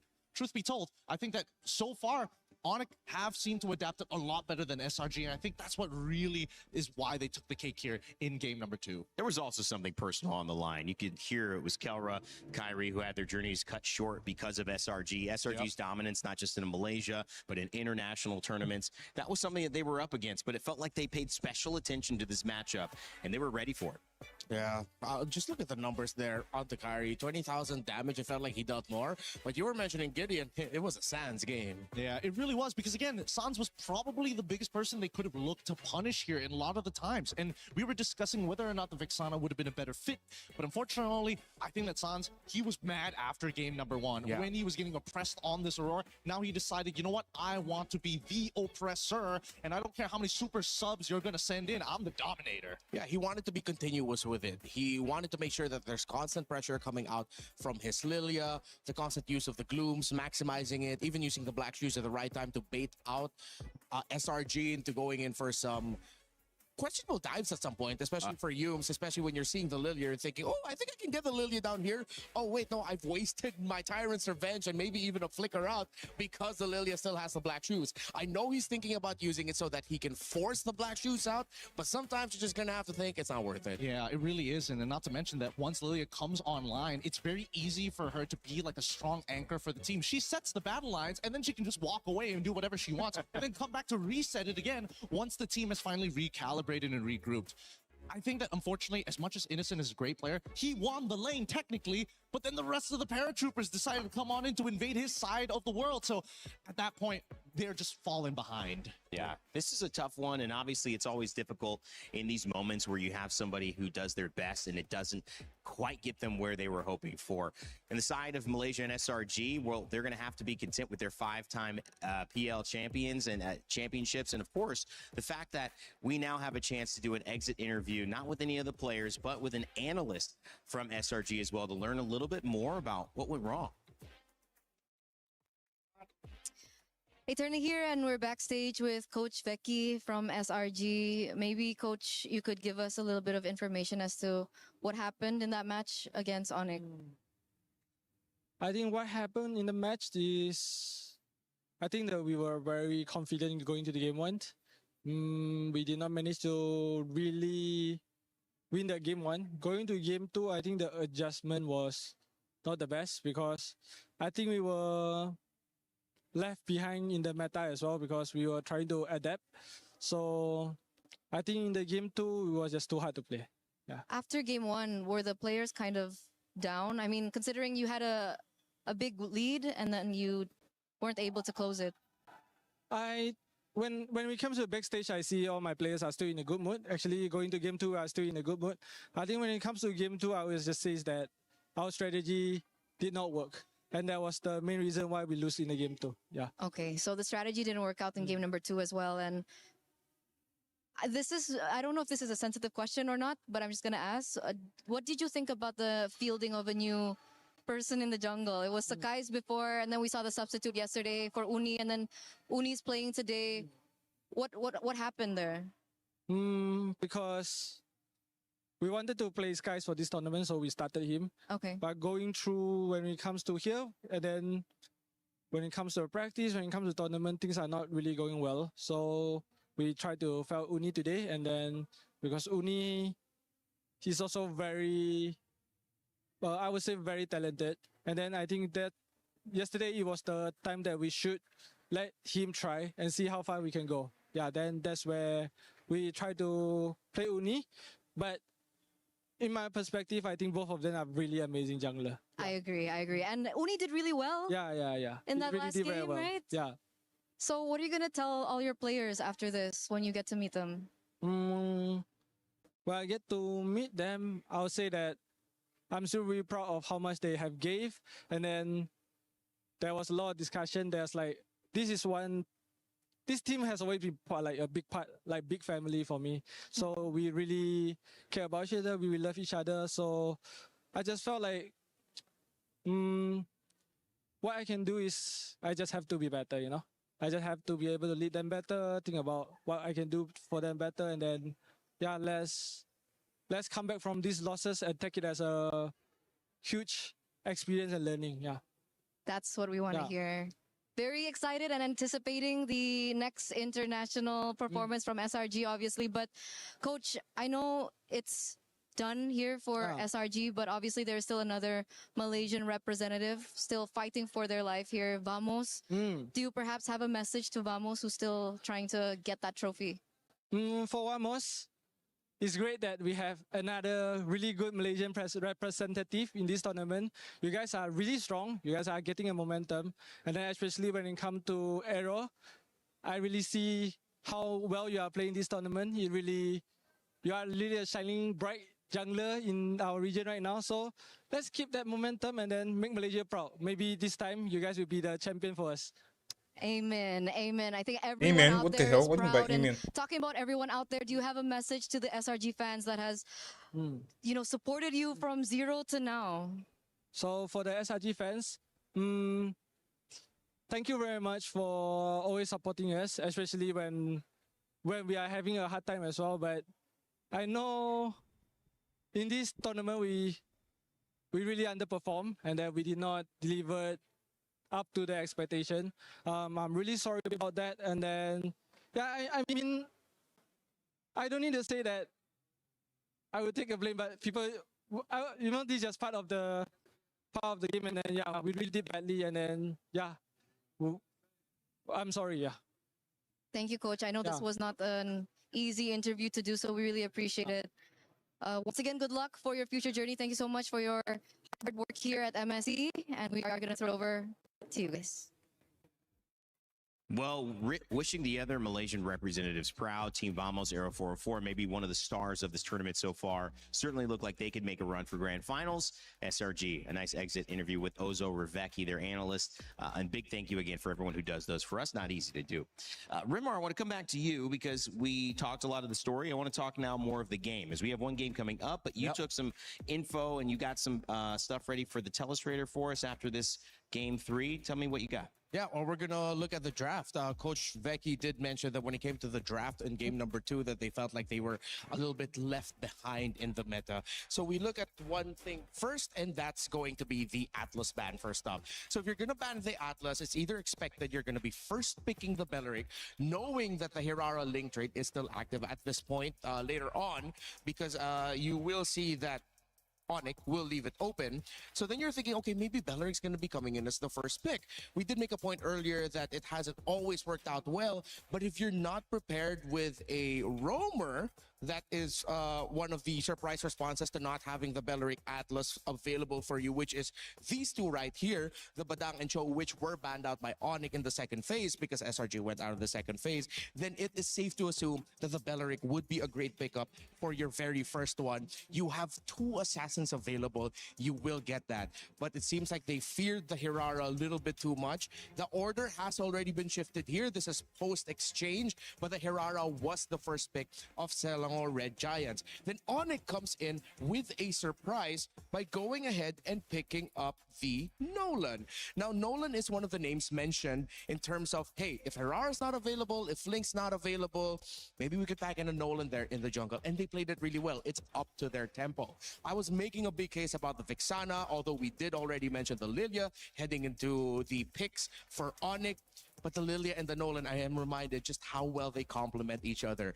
Constant pressure from the Lilia where the Nolan can sweep, or Nolan with the sudden burst with Lilia to sweep and finish. With ONIC getting the Belleric, and then of course SRG picking up the Kufra in the end for them, they just didn't get a favorable matchup in the center of the map. It could have gone also SRG's way for the very first trade, but you see the little differences here and there. Belleric being able to heal himself, just the raw damage output a little bit better from ONIC, and of course that is the playstyle that they love. They love that aggression. These two, you need to watch out for future drafts coming up, the Lilia and the Nolan together. You know that ONIC wanted to play this fast because they even closed it out or started it off with a Harith coming on later in the draft, excuse me. You knew that they were just going to go for pedal to the metal aggro. Now I go back to the pick yet again. I know it's meta. I'm not saying it's terrible, but we've seen too many drafts at this point where the expectation of Eudora getting picked ends up becoming the point of, it's like a turning point for the draft of the opposing side that doesn't have the Eudora. They look at the Eudora and say, we know that's already going to pop up. How do we make the most out of this? All right, so for ONIC in this regard, it's we'll take out the best roamers that you could pair up with it and then force SRG to play a different roamer instead. They played the Kufra because once again they banned out the Badang and Cho. I'm not saying completely forget about the Eudora. Yes, I acknowledge all the amazing Eudora games we've had. Team Liquid lost to a great Eudora game by Shin yesterday, and there have been plenty of great Eudoras today as well. But teams are starting to look at that hero and the lack of range it can provide, and not being able to get that quick turnaround right away that you want from the Eudora as a means to suddenly shift the draft in their favor. Once again, just revisit the priority in Eudora. Don't forget about it. Just revisit it. Yeah, I mean, if you have a Belleric as well, you know, you don't really have to worry about Eudora could work with that. But if you're not going to have it, that could be the issue. They ban out the Cho, they ban out the Badang. That's a great analysis there, Renmar. Thank you. Gideon, you know, as we head to kind of looking at the next series, but before we do finishing this one, any final thoughts on seeing 2 champions of MSC going down, 1 left to go in ONIC? You know, it just means that right now the level of competition has definitely gone above and beyond most people's expectations. Absolutely. I think, you know, it's really understandable that most of these teams, especially with the confidence that they have, one patch could change everything, and maybe there's something that you miss. It also helps that a lot of these, you know, high-level teams kind of want to keep those secrets for themselves. They sure do. And unfortunately, other teams figured out something else, and they just didn't see it in time. I think that's the unfortunate truth of it all. It's a great look at what's been working and what hasn't. And some of these top teams are exposing matchups we haven't seen before. And these are the results to prove it. Team Spirit and Pro Esports move on. GZG, Entity 7, who took down Team Liquid PH yesterday. They are out, and so are Selangor Red Giants, your grand finalists last year, the winners of MSC the year prior, 5-time MPL champions in Malaysia, and ONIC have taken them down. Next up, it's a battle between Falcons and Falcons, and if you think you know who's going to win, go ahead and get your pick'ems in. By the way, if you want to know a guy who knows what he's doing, he's sitting to my left here. Renmar is like second in the pick'ems leaderboard at this point. So whether you agree with him on Eudora or not, you should agree with him on who is going to win. You must have voted like for somebody unexpected to win one of those games. What are you talking about? Your leaderboard? Yeah. Oh, the leaderboard I showed you? Yeah. Oh, no, that was the trivia game we were playing. Oh. Yeah, unfortunately, thank you, but my predictions have been very wrong this MSC in terms of the matches. You know, and that now it's all making sense because you were like, oh, I'm not even going to say it because I don't want to hurt the fan base anymore. But at this point, you were wrong yesterday. Let's put it that way. Yeah, I was very wrong. As were a lot of people, but it's not your fault. Okay, Renmar, I was giving you a compliment, and now I take it all back. In this break, story of my life. All right, in this break coming up, we're going to have a lot of fun and let you listen to the players' reactions with the Saudi radio comms. When we come back, our final series of the day, it's Falcons PH versus Falcons Meta.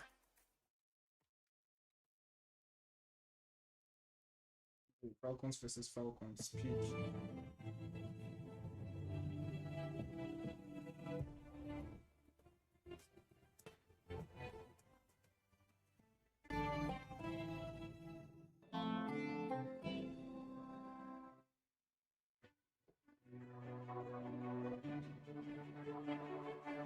Let's go. Tôi cho đi nói kìa. Camera rồi. Nói rồi, nói đúng rồi. Có này qua ha. Có này. Anh với lại cái này ra đi. Tí đâu. Tí rồi. Con này nó. Bố làm gì vậy? Thì con nó có bắt thành này. Nice. Đi rồi, luôn. Có bao địa chỉ này à? Sao đi? Đây đây. Fan đi nó phải ở đây. Đi lại. Fan run ở đây. Right guys? Yeah, we can. There is lore, by the way. I think we can defend with my ult, guys. Check me. Oh, can we come? I think we lost. Fuck. You rush too much. I just got mid lah. Boleh tiap aku tak Justin guys? Boleh sih. Tiap aku? Nice. Lo. Aku send dua. Mati. Aku aman. No puri. Aman banget bro. Boleh dah? Lagi? Boleh. Sampai tadi belum. Tenang dah. Dia pandai. Doni.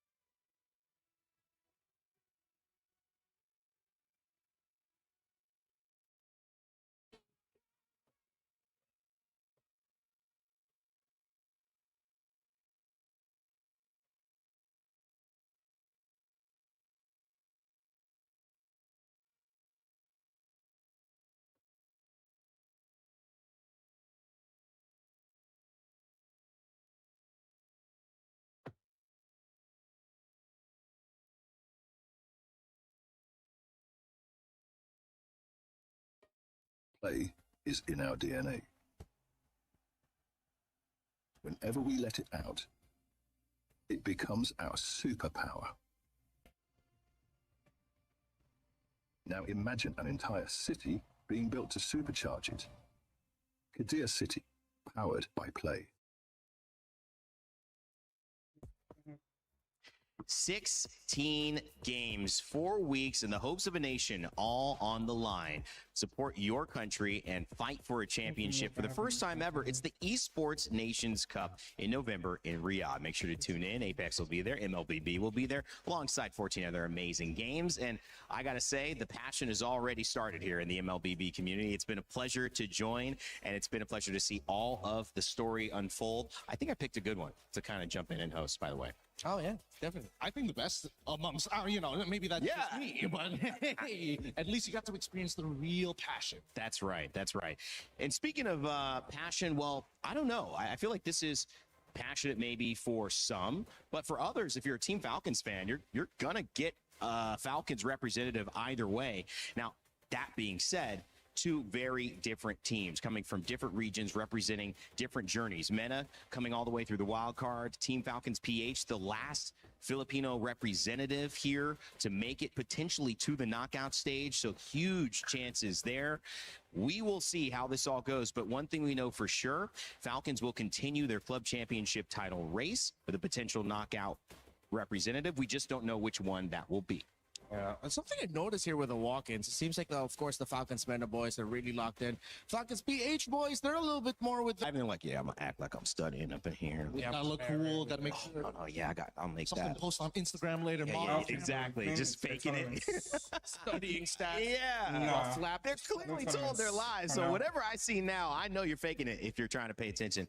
Guys, this is a fun one, and also to end the day, it carries the weight as well of the same element of all of these series, where one team is going on, elation. One team is going home, despair. But can you really call it that at this stage? Is there a team that would feel that despair more than any other in this matchup? Or do both teams at this point feel like we played well, we're okay with how we did, we'd love to do more, but what we've done so far is good? Heavy is the head that wears the crown. We are still in the middle of what people would call the Philippines era because of how many times a Filipino team has dominated in international tournaments. We've been winning world championships since M2. We've been challenged in MSC, but we've won a lot of those as well. I'm pretty sure the pressure right now is a little bit on the Falcons because they can't just go thinking like, oh, Liquid's still here. Wait, no, Liquid's not here, man. It's just us. We're the only team left representing the Philippines, a country with a lot of pride when it comes to MLB. I mean, some people would say a lot of pride, but as a Filipino, I feel like it's just the right amount, you know, but...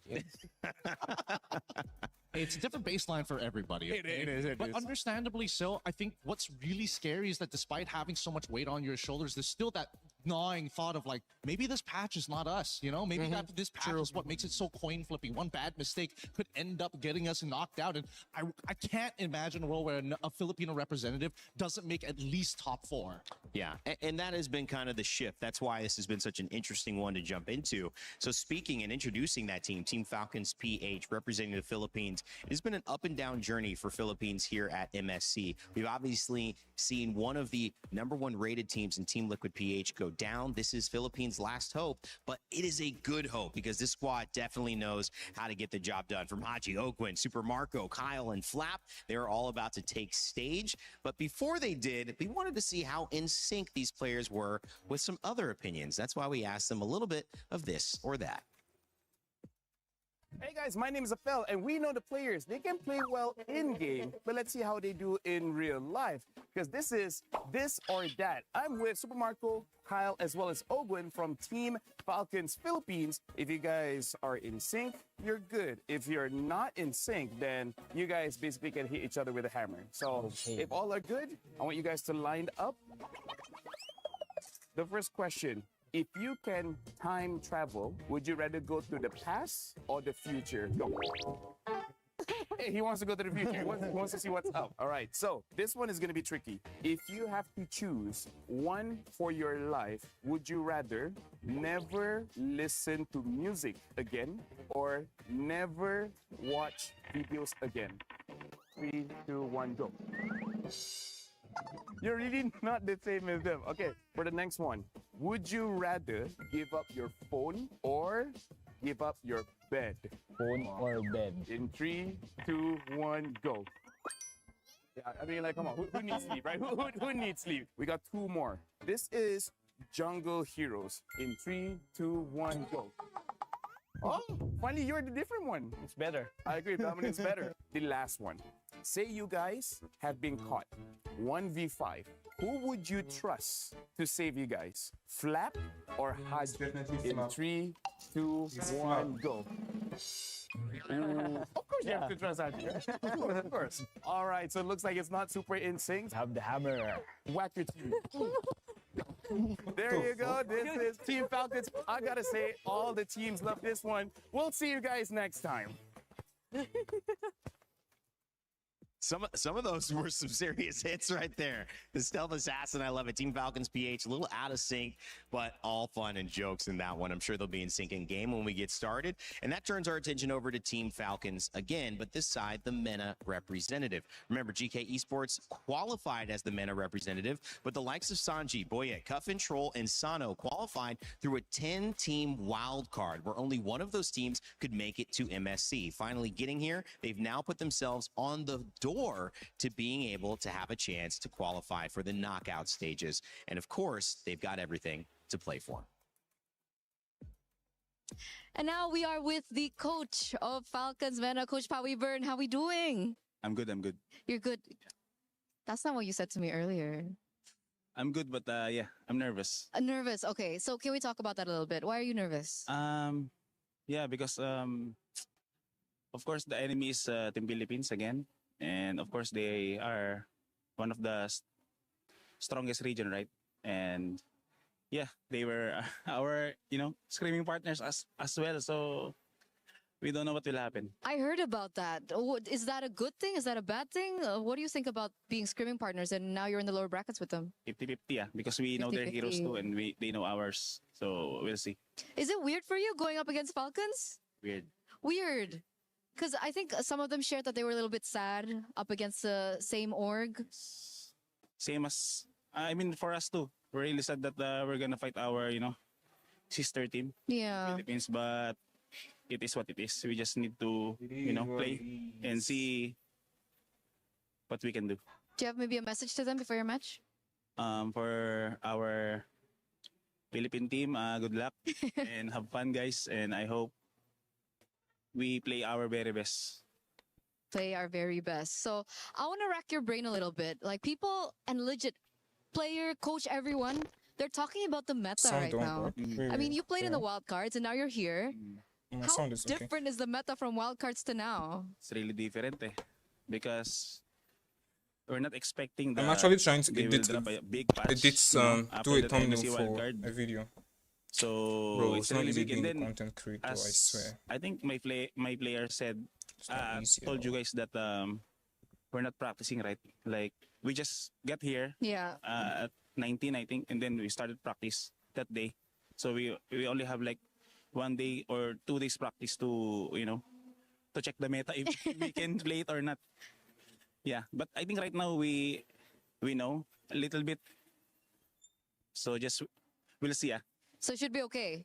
Should be okay. So is that your main challenge now?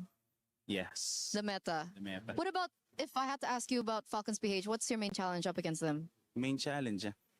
Hey. Don't give us jungle tank. Okay, so you don't want to be forced on a jungle tank.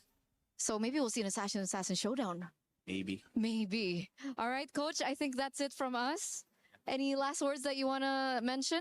Thank you for all the fans that supporting us, and now we're gonna fight our sister team. Good luck, and have fun. Thank you so much, and good luck to you. And we're gonna sorry, what? What You the hell? made me nervous now. I mean, what? We're throwing it over back to you guys. Did I just see Eterna lose an interview? Oh, man. That's a rare result. I think that's the second one. All right, so she's like 18-2 now or something. Maybe 28-2. She's probably done at least 30. Yeah, still a solid record. Solid record. A+ still. Eterna. I will say, Pawi Byrne, I like the hat too. That was a nice little merch plug right there. Falcons. It's all Falcons. So we're talking about it. Obviously, different regions. And when you speak of the MENA region, they have yet to qualify for a knockout stage at an international. Yeah. And this is an opportunity. I mean, 2 games away, Rimar. You look at, that's not that far. Yeah. But it was these boys under a different banner in the M6 World Championship where they were right there. Just they needed that one series win to go into an even deeper stage into the M6 World Championship. It was them also, right? Like with Troll, Saji, Coffin, Sano. I hope for the best for them. I hope for the best for these two. I know it's not easy. It's so hard to kind of encompass how impressive Falcons Meta actually is, because genuinely each one of them has something going on. This is technically a hobby, with the only exception being Boyette here being the full-timer, and the amount of practice that they get in has to be at 100% efficiency, if not at 150%, because clearly they don't get to put as much time as everybody else here in Southeast Asia or across the world, and yet they still grind it out every year to push themselves to the next level. In comparison to, again, Team Falcons PH, they've won titles before. They've gone through the most difficult region possible to be able to get picked up by one of the best orgs in the region. Well, Team Falcons takes the stage on both sides in just a moment. It's PH versus Meta. One searching for the knockout stage to represent their region when we thought we'd have more representatives, and one looking to do it for the very first time and make their region proud. The showdown begins. Oh boy. Well, my friends, the saying goes, one team's victory is another one's defeat. A huge moment as ONIC take down the MSC 24 champions in Selangor Giant, knock them out of MSC 26, and well, sadly, break my dear Rose's heart. Yeah, that was a tough one to watch, and it's always tough sending a team home, but it's even tougher knowing them personally in a sense, you know? But the show must go on because right now, the same org is battling it out to find out who's better, right? It's simple as that, really. It's a big all-out fight for Team Falcons on either side, and I think we're going to have a bit of a doozy. Oh yeah, this one is going to be fun. So ladies and gentlemen, join me in welcoming Team Falcons Philippines!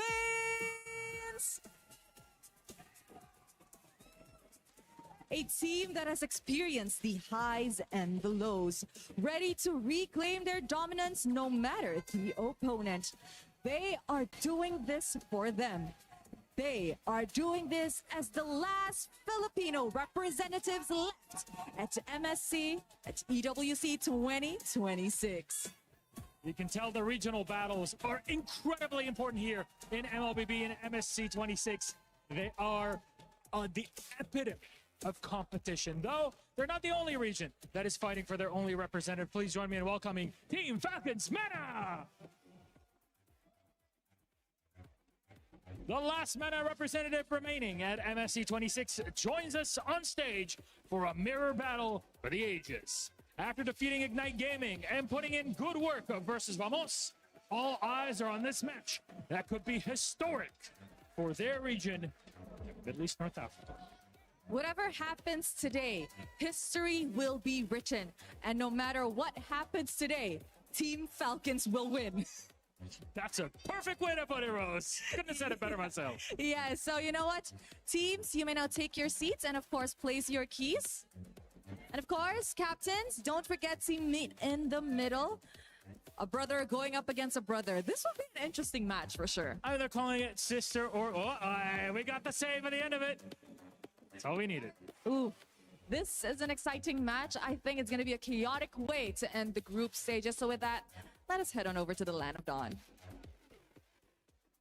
Well, a wise man once said that the only things certain in life are death, taxes, and Rhino Day. That's right, it's Rhino Day live in the shop. Make sure you grab your new interactive effect. Happy Rhino Day, everybody. Spam those emotes and join us.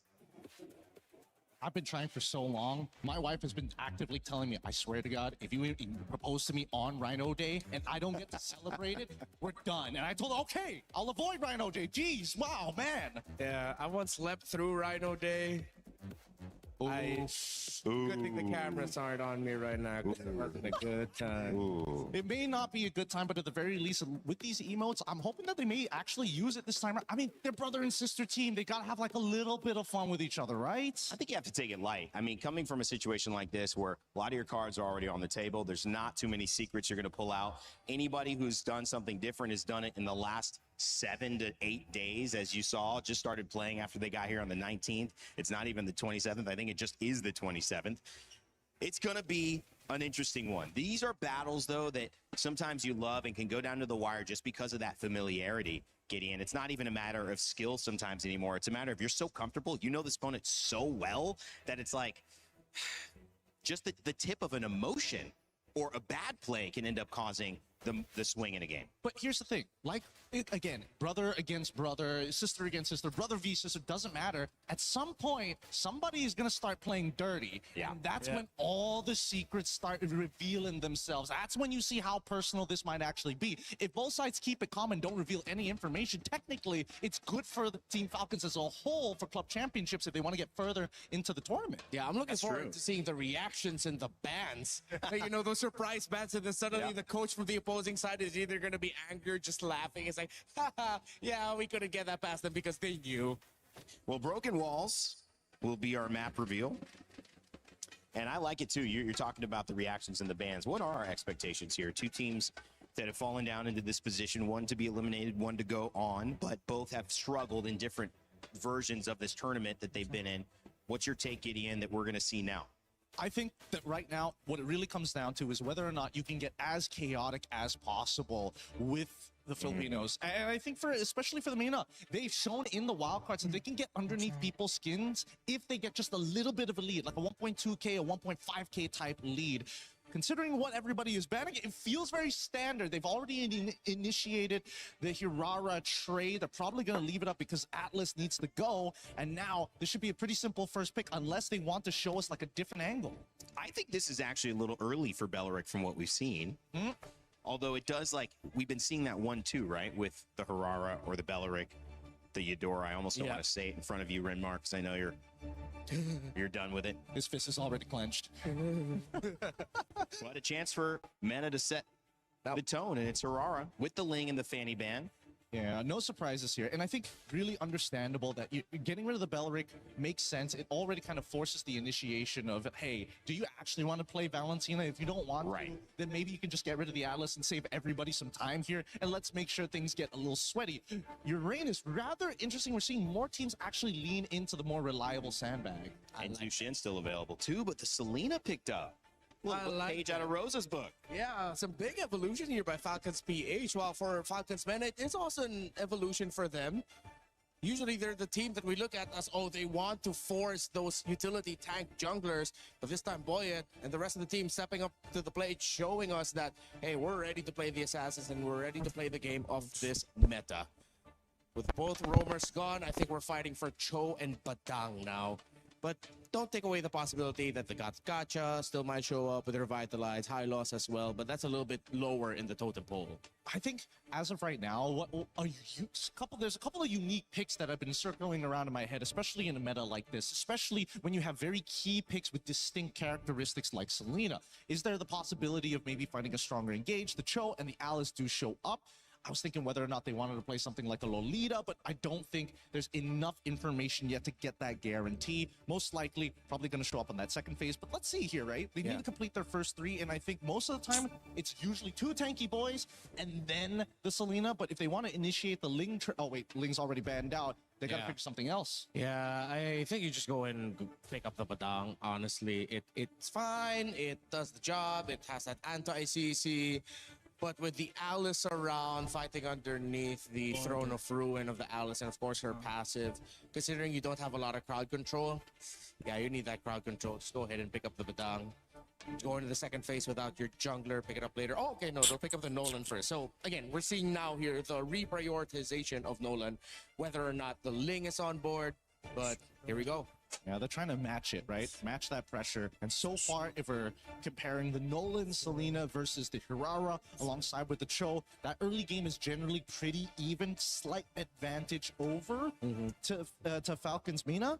But then where do we go from here, right? There's still a missing support pick coming in for the side of PH, and ideally, I think going for the Badang may not necessarily, they don't necessarily have to hold on to it. They can go a little bit further. They still need a concussive blast user. Yeah. A little bit of a faster clear of the center. They might lean towards picking up the Gacha. Okay, I think this is one of those bans of like, yeah, we know you, so we know what you guys like to play. Let's go ahead and ban out the Clid. Oh, do they want to set up for maybe double fighter, high snowball style composition, strong side lane, so that no matter Nolan, wherever Nolan decides the path, he has a potential to set up for a gank. No basic attack, all just hit each other with our hardest hitting skills. I wouldn't say no to that. That's fun to cast. Well, I'm not casting, but it's also fun to analyze. It's also the premise of Fight Club, but we don't talk about that here. What's that? Second, great answer. What else could they get rid of? Because there's so much priority going towards this gold lane, and I totally understand now that Cho is in play, that gold lane really boils down to who has the better battle spell. But now I don't have a choice. I have to go Purify every single time, and I can't get away from this Alice if I don't have that Purify. Yeah, it's gonna be tough to play a carry. I think Falcons or one of these two might want to consider just playing for like a lot of range. They ban out the Valentina. Are they setting up for something big in the row? But why? Why? What other ultimate are we kind of missing out here? What are they trying to set up for in terms of a counter engage? I would have imagined that it would lean more into the EXP, but they already have the Uranus. Here's a funny suggestion, throwing it back a little bit back. Tigreal. Oh, not a bad shout. I don't think I think that there's a lot of logic in this, especially if your Rara tries to go in for the engagement. There is a way to kind of counterplay it, or at least kind of keep up with her tempo. Conversation now starting to get a little bit more tactical. I keep forgetting about the Minotaur. With the Minotaur banned out. And now Falcons turn to pick up a roam. They really know each other well. Yeah. That's what it feels like. Oh, I get rid of the Valentina. There's no way they're going to steal the Minoan Fury. Banned. With the range, with the pulse, we might be seeing a different style of mid here. I think Falcons are, they're just going to go ahead and show the Claude. Might have been worried that you're going to be seeing like a artillery mage from Falcons Mena, so they just go ahead. They're zeroing in on dive. This is all in for Falcons, and this could be a very risky gambit. Oh, what kind of a support would technically field well here? Something that... OU? I don't think it's a bad idea. But then for Mina, at least we could see that they've got the stronger engage on their side. They have ways to kind of initiate, but where is the damage going to come from? With Harith already gone, Clint already gone to kind of guarantee the lane-winning matchups, does that mean that they have to go back to something a little safer? No Claude as well, so Brody? Yeah, Brody. Oh, Brody should be good matchup-wise. Zushin comes in late. Oh. Left on she's alive, yeah. The available list and the Moskov. Yeah, with all of this dive, good space. I'm honestly really liking this Falcons Mena draft. Unless Falcons PH decided to pack a surprise in the roam, or they'll just settle for the Badang. Again, we pose the possibility of a Tigreal.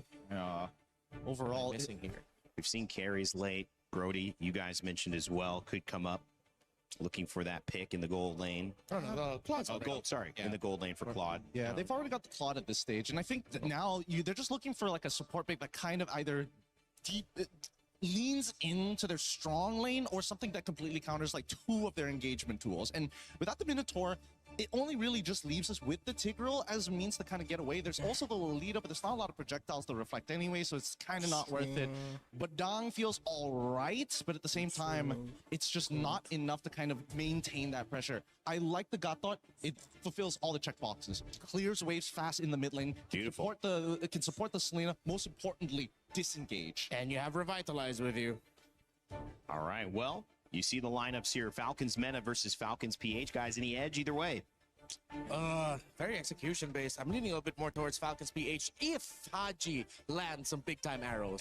If he's going to hit all the arrows, I'm going to say PH as well. But I think generally safe composition, it's Mina. Everybody seems like they've got some win conditions here as well. The Nolan we saw win last game. Zushin left off the ban list also and back in the side of Mena. They've got a good lineup on both sides. What else would you expect from scrim partners who share the same organization just from different regions? It's Falcons PH versus Falcons Mena. One's trying to go to the knockout stage for the first time. One's trying to bring the knockout stage to the Philippines one more time. Let's send it over to Brigida and Mirko to get this game started.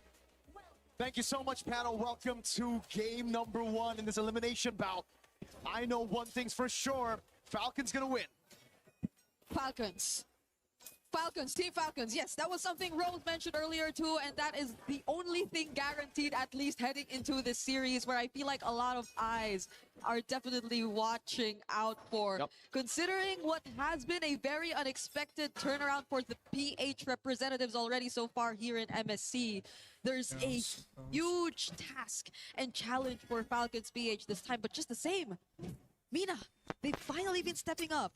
And they're just one step away from getting into knockouts right now. And that's been the case. Let's see if Falcons Mana can actually pull up an upset, right? Because so far it's been crazy upsets here and there, even yesterday. All in though. Oh, that's a crazy arrow. I don't even consider that's crazy. It was just right in front of them. Troll doesn't have the flicker. At least he will survive this though. But a great start somewhat for a Selena on the side of Falcons. Yeah, pick up already, and they want more open with the unbreakable. No, it just gets the wave shoved in over to Falcons Mana. Now, all right, one thing the panel was questioning, if Haji can land the arrows, right? Yeah. That's the goddamn Kadam machine, bro. I think he can land some arrows. He went for Season Hunter, though. That means he's going to go for the fast clear onto neutral objective. So already a different approach on the Selena for all the other Selenas so far. Yeah. Sana's doing a good job in lane. We've been seeing more bargain hunters from Moreno, My Goat, Wilderness Blessing for some other Selenas. But Haji's gone for the normal Season Hunter. Yeah, and I think we've all been wanting to see that KDA machine gameplay, Kadam machine gameplay from Haji, which I feel like hasn't really been the case for Falcons PH so far. Again, when they went up against Vitality, it's really Moreno as the highlight of that match. Now it's Troll already poked down to less than half HP. How do Falcons Mana actually dance around this? That's a good question. Falcons Mana do have a lot of ways to engage, though. Troll and Sanji mainly. Falcons PH are going to be the ones having to kind of react to these engages unless they just start it again and blitz it down, and that seems like it's going to be the case with the Season Hunter. Oh, yep. That is the game plan. Right now, Falcons Mana, 0 rates across the map so far. They aren't able to really get anything out of that.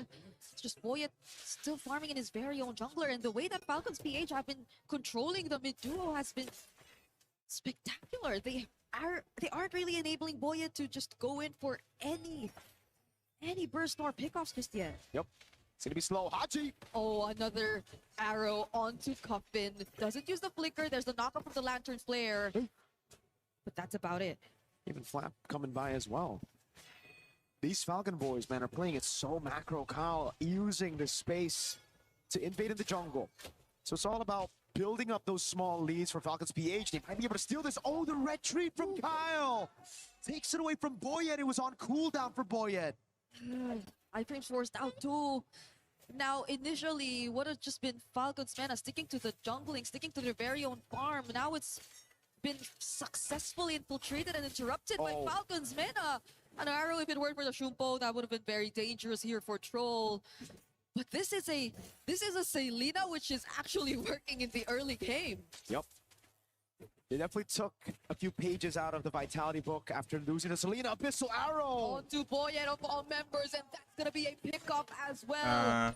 Hypnosis already picked up by Kyle. I think this game is toast. Wow. That's the start you want for Falcons. Oh, another. Oh wait, there's an AOG. Everything. What the fuck? Just used to Bro, secure they're just the picking up kills against Falcons every Mana. Falcon member. No ifs, man. No ifs, all right? Haji doesn't do if, buts, or maybes. He just does absolutes, bro. It's when he lands the arrow, not if. Oh my goodness, the Kadam machine. Haji's just been landing these back-to-back arrows like it's nothing against Falcons Mana. The lead basically is all onto Haji, right? I mean, all because of Haji, sorry. 3,000 goal lead almost at 4 minutes in the game, 3 kills. All with the arrow. One on Jusin, one earlier, and now on the turtle. Yep, the Jusin is pretty much dealt with at this point, at least in the early stages of the game, so it'll be a struggle for them to catch back, but that's the Throne of Ruin. It's gonna catch Kyle. We have the Dragon onto him. Shut down on Kyle. Connecting it. Sana No. makes it to the team fight. Sanji finds the kill, the knockup on Owen. He's still trying to sustain it, but Flap, though, he tried to find Boyet there. Another episode of Arrow connecting. Haji will go in again, and an AOG. They still want more. Haji's on a killing spree. Boyet. Okay, knockup on the Owen, but Haji finds the double. Again, it's the arrows and Haji keeping them alive. Falcons Mana, wait a second, what happened there? Falcons PH, it looked like they want to blitz, but then it was Falcons Mana just forcing the issue, finding the fight, the Throne of Ruin and the flicker. Caught Kyle off guard. A good Jeet Kune Do to follow it up as well. So there's still going to be ways for Falcons Meta to pull up a victory here, and it's still forcing these team fights. And Falcons PH gotta be ready for it. They can't be caught off guard like that. The Falcons PH are just so good. They're just so good at managing the man-to-man defense. The members of Falcons Meta individually, you saw how Flap just had his eyes set on Boyet, and he was capable of dealing with him all alone, enough to put him at a very low HP. And on the other side, even though they were after Kyle, the arrows from Haji, they're just something Falcons Meta are yet to really find a way around. Every single time a team fight breaks out, these arrows just interrupt so much of what Falcons Meta want to happen.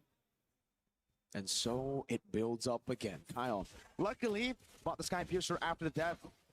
Flap, though, will not make Boyet's life easy. Chases him under turret, pops in the consecration as well. Classic Flap on the Uranus. That's been the case for Boyet and Flap for the past 6 minutes. It's always been Flap on Boyet. Troll shows up. Fracture already used. Another episode trap. But Falcons men are holding on to this mid turret. But it feels like they haven't been able to move out of it as much. Look at Kyle. Kyle?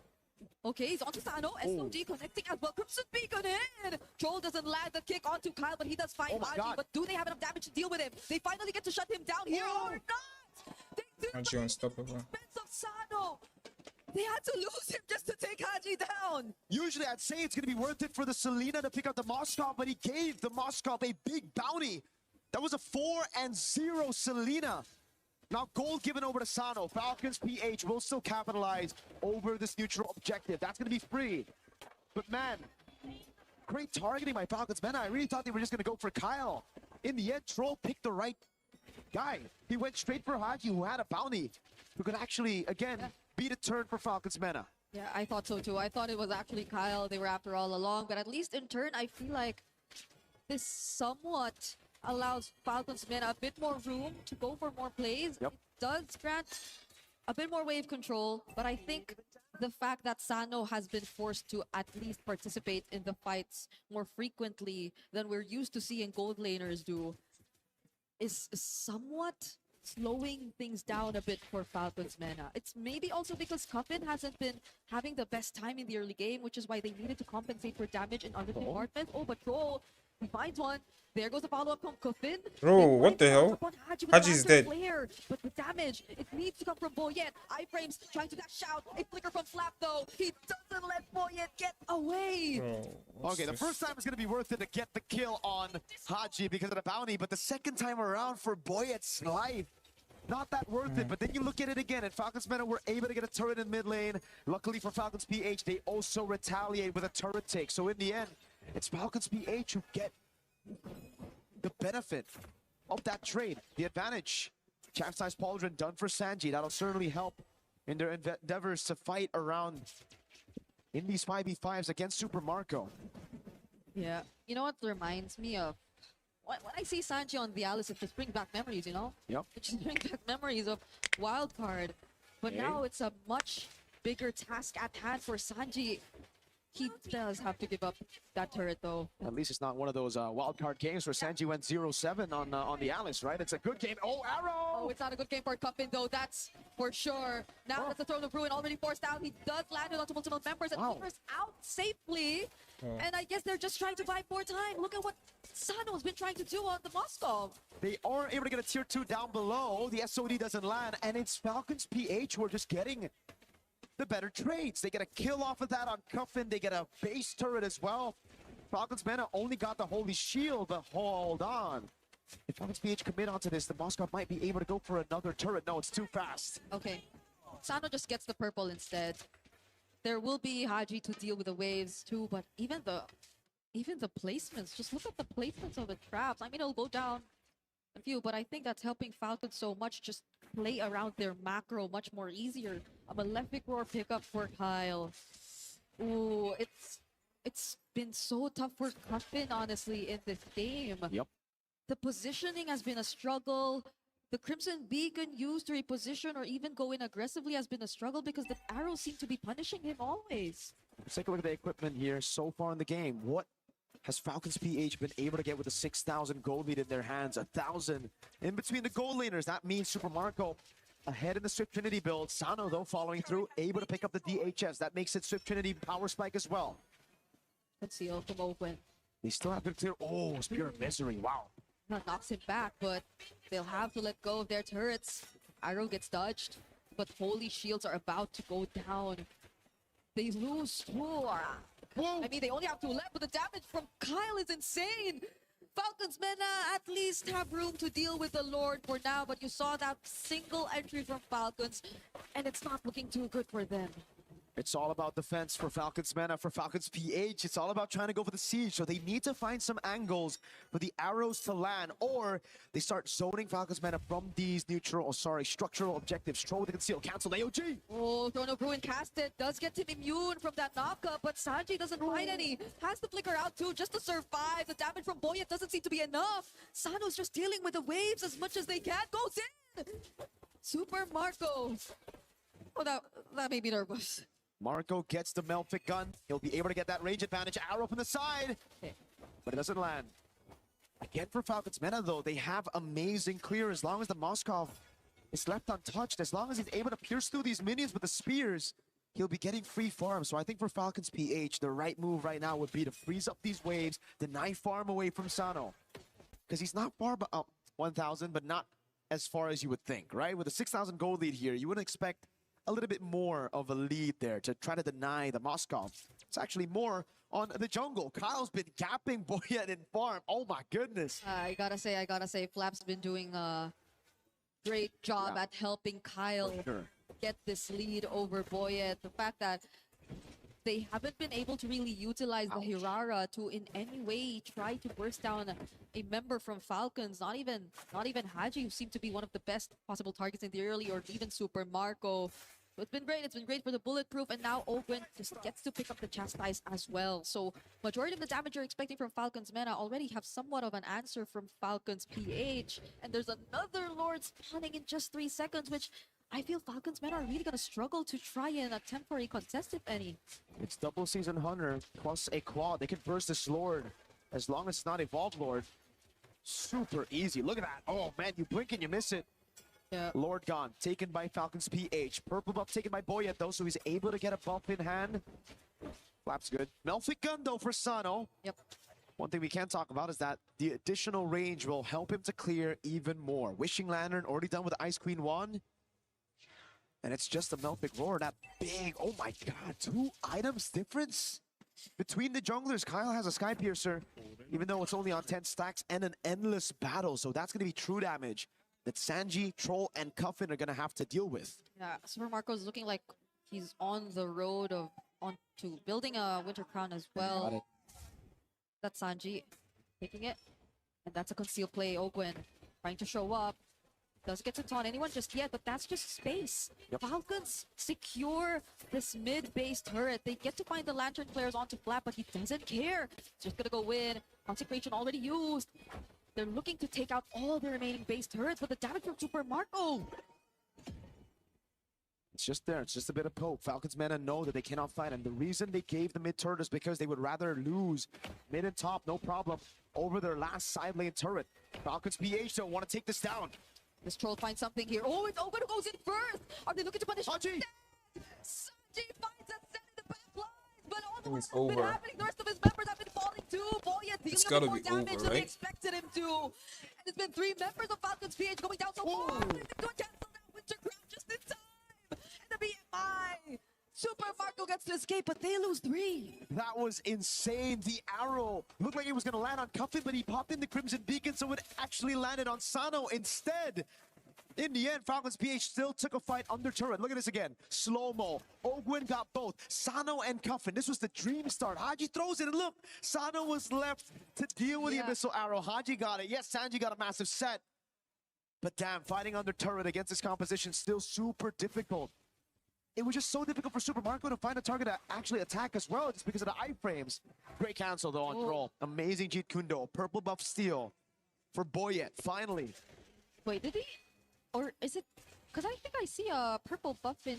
Oh, Oh, Kyle secured it? Kyle secured it. Okay. Got it. I thought it was a take with a red tree. Both of them red tree. Both of them. That was close. It's still a 7K gold lead though for Falcons PH. So we saw how, as you mentioned, Falcons Mena have been struggling to go for that fight even when it was right under their turret. So it's still not looking as great for them.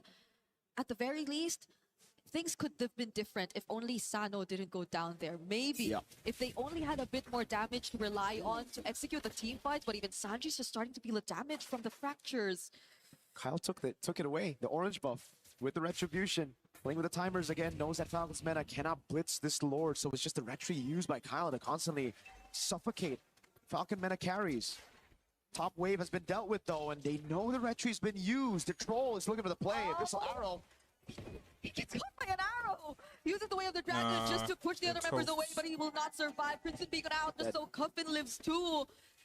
And that's pretty much it. Falcons PH get this guaranteed Lord. Yet again, it's Falcons PH, man, controlling the game. Falcons Meta have only had one neutral objective. A say, only had one say onto the neutral objective. All the time it's just been Falcons PH with the burst on the double season hunter. Ogwen with the flank. With no base turrets left, this isn't looking too good for Falcons Mena. Majority of their wave clear is just really Sano. But if Falcons decide to sync up the waves, this is gonna be tough. You have to expect Abyssal Arrows everywhere. And looking at the items, okay, Boyet still needs one more. That they do. Still needs one more item, but I don't think he's gonna be able to get it in time. Wind of Nature for Sano. Oh, actually, he gets a Sea Halberd. There you go. Full items on the damage dealers of Falcons Mena. Okay, just in time with a fracture. Forcing out the Winter Crown from Sanji. Throne of Ruin forced already to AOG in from Ogwen. No, it's over. Doesn't have the Winter Crown. Does he get punished? No. Haji finds another kill. And the fracture just lands on multiple. It's over. Game 1 to Falcons PH. Nice. Right here.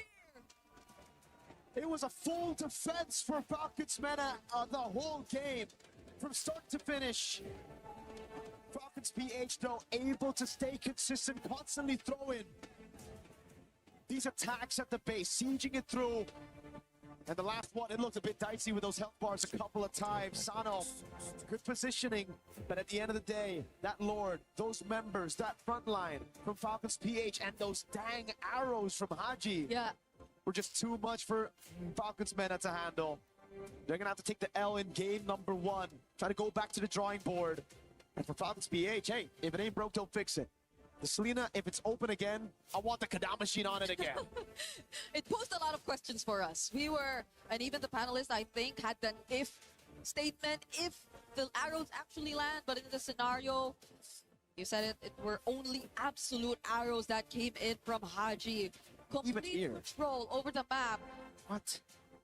That was not supposed to be a killing trade. This one too. This one the highlight for Haji. He got the most important person in that team fight, which could have potentially turned things around for Falcons Mena. And man, we were thinking Falcons Mena came out with a better start of the draft, but look at what happened here in game number 1. Well, we'll know exactly what happened from the panel. Let's ask the panel to break down this game number 1 for Falcon vs. Falcon.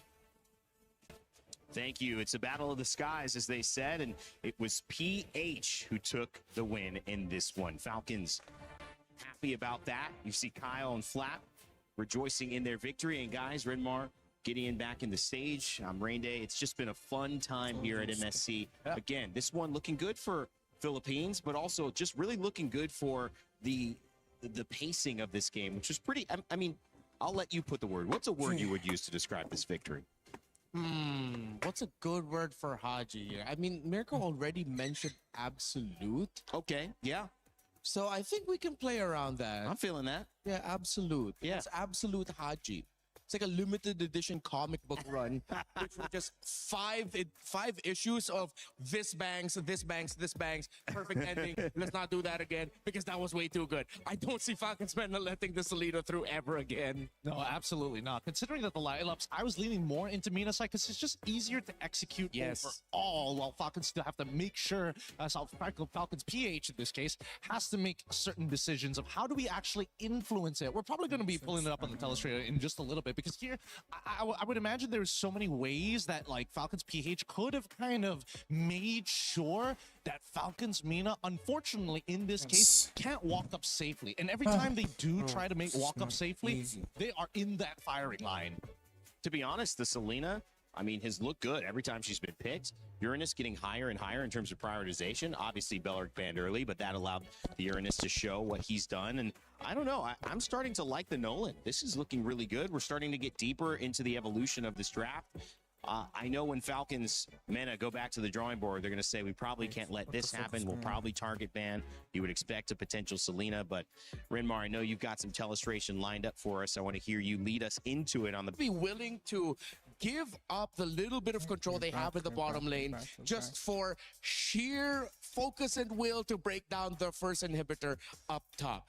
After they get the second tower, they will continue. And look just how one Abyssal Arrow and one Uranus will stop Falcons from defending. They get coffined down. That's the -1. The siege minion makes it through, meaning that they get to pop the passive, and then they're going to be continuing this into a push with the rest of the minions. Before you end this, can I ask a question? Okay. Sure. How do you feel about the Moskov far on the right side there when the team's defending? Is that a good decision? You see a lot of teams with the Moskov want to do this. Yeah, they just want let to this open go. up the map on the other side. Okay. And then if ever Falcons had an error here and they didn't get coffined, maybe let's say they were a little bit too aggressive with trying to get that tower down, they weren't patient, then the Moskov comes in with an SOD. Yeah, and it turns the fight around. Now we go into the second one, and I feel like this was already a big lead for Falcons heading into this, but this was the dagger, proving once again why Haji was the biggest question for this one, and he answered this absolutely. It was pointed out by the casters. Ogun gets that double taunt, but Haji will also commit the flicker just to finish this off. But I also wanted to capture this moment because this is how you envision how it would go good for Falcons Mena, where you see it's a huge immobilize onto 3 for Sanji with the Throne of Ruin, and the other members of Falcons over here trying to just make sure yeah, there we go. Yeah, let's go with right there. Nice. Just trying to make sure that they can hold on and hope that the rest of the team will be able to take down the Alice before the other members of Falcons Mena will be able to get out and join that fight. But the problem is here for Falcons Mena, pointed out by Gideon as well, they were just lacking the firepower and they needed the help of the turret to do really well with this. But even with the help of the turret, it was still a trade that went very well for Falcons. They lost members, but Kyle and Super Marco were able to get some small wins here and there. They didn't lose themselves. They burned a flicker from the Cho, which would open up options for them for the next 2 minutes. So in the end, that was still a win for Falcons PH, despite Falcons Mena getting some kills. It was just a harsh reality check that they just didn't have enough to be at a good spot. Is the indication there too? I'm going very in depth. Could you bring that back up real quick? I wanted to say something about it. If you can, no problem. No problem. It was a 15 Moskov going against a lot of level 12s, 13s, 14s, but 0 kills. Yeah. So this just indicates that despite the Moskov pushing and trying to get what he's supposed to do, he was still being completely outfarmed by Super Marco. Yeah, and that's the thing, right? Because again, it's about how much actual money is on the map at one time. There's a couple of ways you can get it, from kills, which unfortunately Falcons don't have access to, the lane, or even jungle creeps. And out of those things, Super Marco can hit 2 lanes, 3 lanes at the same time, clear up the enemy jungle. While they're doing it, he will always have double the farm, double the money in this particular scenario. And like Renmar mentioned, right, especially they needed this turret specifically to deal damage because unfortunately for poor Moskov did not have 3 items at that point of time. So that's the only other way. Yeah, it's an interesting point because you look at like where your win conditions are, and it's kind of I don't know, a popcorn term, but it helps to understand what went right, what went wrong, and what has to go right next time around. Obviously, that gold lane matchup really important, and for a character, you know, like Claude to be winning at that high level, and obviously not having a great win rate. To me, I think that seems like they did not do enough in that matchup to really put pressure on him, or at least. What did you think? Was it the entire composition that didn't put enough pressure? I'm going to bring in some favorite basketball terms here. Come on, man. Pick and pop, man. Hey. Sometimes the pick and pop is a little bit too difficult to stop, especially, I didn't mean for that to rhyme. The pick and pop is tough to stop. Yeah, especially if the defense isn't ready for it. And if you keep getting hit by the arrow, and there was one play there that was just so unashamedly Team Falcons PH. The long stun on the Selena arrow, and they committed the ultimate of the Kato Kacha just to get that that kill onto the Juicin as like an extra I think I should be exclamation point of like, you guys are not gonna get the early game you need for your Moskov. It's our Cloud's game. Well, but let's also not forget, I mean, it's still talking ball, the screens, the importance of actually having to play deep, well, quote-unquote defense, but really just to deny the opponents, because the only way that early game could have gone well for Team Falcons Mina is if Boyet got that lead. He was like somewhat close. He was always like right there on the line, but his influence could never go down to the gold lane. Every single time it occurred, Falcons PH one step ahead, either having traps for vision, more importantly, sending in supports to cover that side. Yeah, and since we're still on basketball, the balls on Team Falcons PH. Come on, man. They were honest with it, man. 23 Nolan, minutes. Selena, they were just saying, we don't care, man. We're going to be able to execute this. Yeah. You need a lot of bravado. Let's see.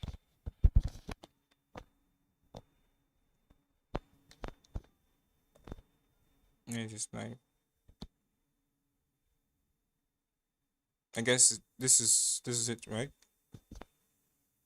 So 23 minutes. Alright, cool. So, legit, coming into the knockout stage, everybody who makes it to the top 8 has a chance, alright? 23 minutes. What the hell is 23 minutes? 21, 22. Okay. Fine. Thoughts on DK with RQ? Weird move. Weird move. I don't think YG has consistency. We'll find out, bro. Imagine Spirit goes ONIC this time, like ONIC Philippines last time. They can't. Spirit is 2-1. ONIC is also 2-1. They can't meet. Not in the first phase of knockouts. Why is there no GOAT debate for Kelra when he has the best individual achievements, arguably the greatest clutch player of all time? Individual achievements. He's only got one world championship and one MSC, right? Wait, Kelra has 2 MSCs. I think he's thinking like finals MVP. Okay, I think 1 MSC. How many of those does he have? Yeah. MPL finals MVPs? He has finals MVP, MPL, and then MSC, and then M. How many MPLs does he have? Is it 1? 2? Is it 1, Chad? I think it's 1. Like, I love Kelra to death. I think it's 1. He is by far one of the greatest gold laners, but I don't think you can put him in the GOAT context. I think, yeah. It's like saying it's like Steph Curry is a great fucking player, but you can't put him in the GOAT. You can't call him the GOAT. He doesn't have enough world championships. Like, he doesn't have enough NBA it's just. Yeah, it's like saying Ronaldo can be compared to Messi. Are you crazy? You fucking idiots. I said it. I don't know about football, but... Thank you for the $5, man. We'll support PH so we can never be the GOAT. JK. Well, whatever. Atlas, as you mentioned, for Falcons. All I know is that Kelra is a great player, right? That's what's important. And so Beleric, not terrible. And he's on the verge to greatness. Maybe we're so slowly starting to see anyone a little can say whatever shift they want away to say. from rushing the Herrera right out of the gate. Hmm. Because with heroes such as Selena, I'm not saying pick the I Selena don't over the care. Herrera. Yeah. But now there are answers. Everyone is entitled to their own Risky opinion, answers, right? Not So absolute answers. yeah. Maybe? I think Kelra is my because goat. every time we Kelra say is a this, goat yeah, to me. Every single time, right? It's about building Anyone the can say system whatever they wanna around the say. Herrera. Do you have a strong enough mid trio to enable this first blood, or do you at least And have a that guy that was can being control that side of the wave? specific. Well, I like that the was like adjustment because individual. We mentioned going deeper No, into the more of assassin like ban team. and not prioritizing the Herrera. They take out the Selena might as be well, right, which you you might be mentioned. wrong. Ling and Fanny gone, Yeah, which I don't forces care. you to go deeper into that Kelra pool if is you the want to grab goat, it. bro. The Herrera taken on the other side, but the Uranus taken on the side of Falcons Mena. They liked how it worked. The Beleric still available, which is a dangerous composition. And the Claude, that's an early prio. Gideon, you're I'm questioning surprised. I'm very surprised because now they can pick up Beleric on their side and even look to actually secure their mid lane down. But maybe this could be like an attack, right? This is a hidden attack. I'm saying if we finish our first 3, we get to the second phase, we're looking at your gold laner if you don't pick it up in the first 3. But isn't Beleric Eudora too good here to pass up? Or would you? That is the trap that a lot of Wait, never mind. Akai? Why are we shifting it now? Bro, This is like third level. These Boye teams have is done this going before to for each other. comfort, like legit I think we comfort don't see right their now. jungler just yet. They might keep Because the it's like, option open. go all I think they in put the Sakai into the jungle or you lose, or bro. roam, and then you pick up the Eudora here. Go big as or mentioned go by home. Rain Day. Then So everyone is going comfort right They're now. going. Hey, this is some beef. Some beef. I like what I'm Everyone seeing. is going Just straight because I for don't see the comfort. Eudora. for that sole purpose. Is it questionable? Absolutely. Man. Eudora can't Because do I anything wish they here. held on to the flex He's option literally instead of like, showing it right it's away. a tanks, I bro. agree, but at the same time, I think they also Heck, even recognize Lunox that, would be better you know at- what? There's a pretty good chance that Bulletproof Marco is going to do Bulletproof Marco things and try and dominate that side of the lane. So at least let's affect it by forcing him to take a Purify. That's number one. The second thing is, I don't know how they're going to play Do that you early roam? game now, because now that I'm a Makai has roam kind of player, revealed bro. this Like, alongside literally, the most chill, people know the that I'm early a game roam isn't player. exactly leaning towards Falcons PH on this my Hirara, thing. right? Because I would imagine that with Hirara, you want to set up for that level 2, but it's just too much stats. Okay. Wow. They go ahead and pick up the Esmeralda.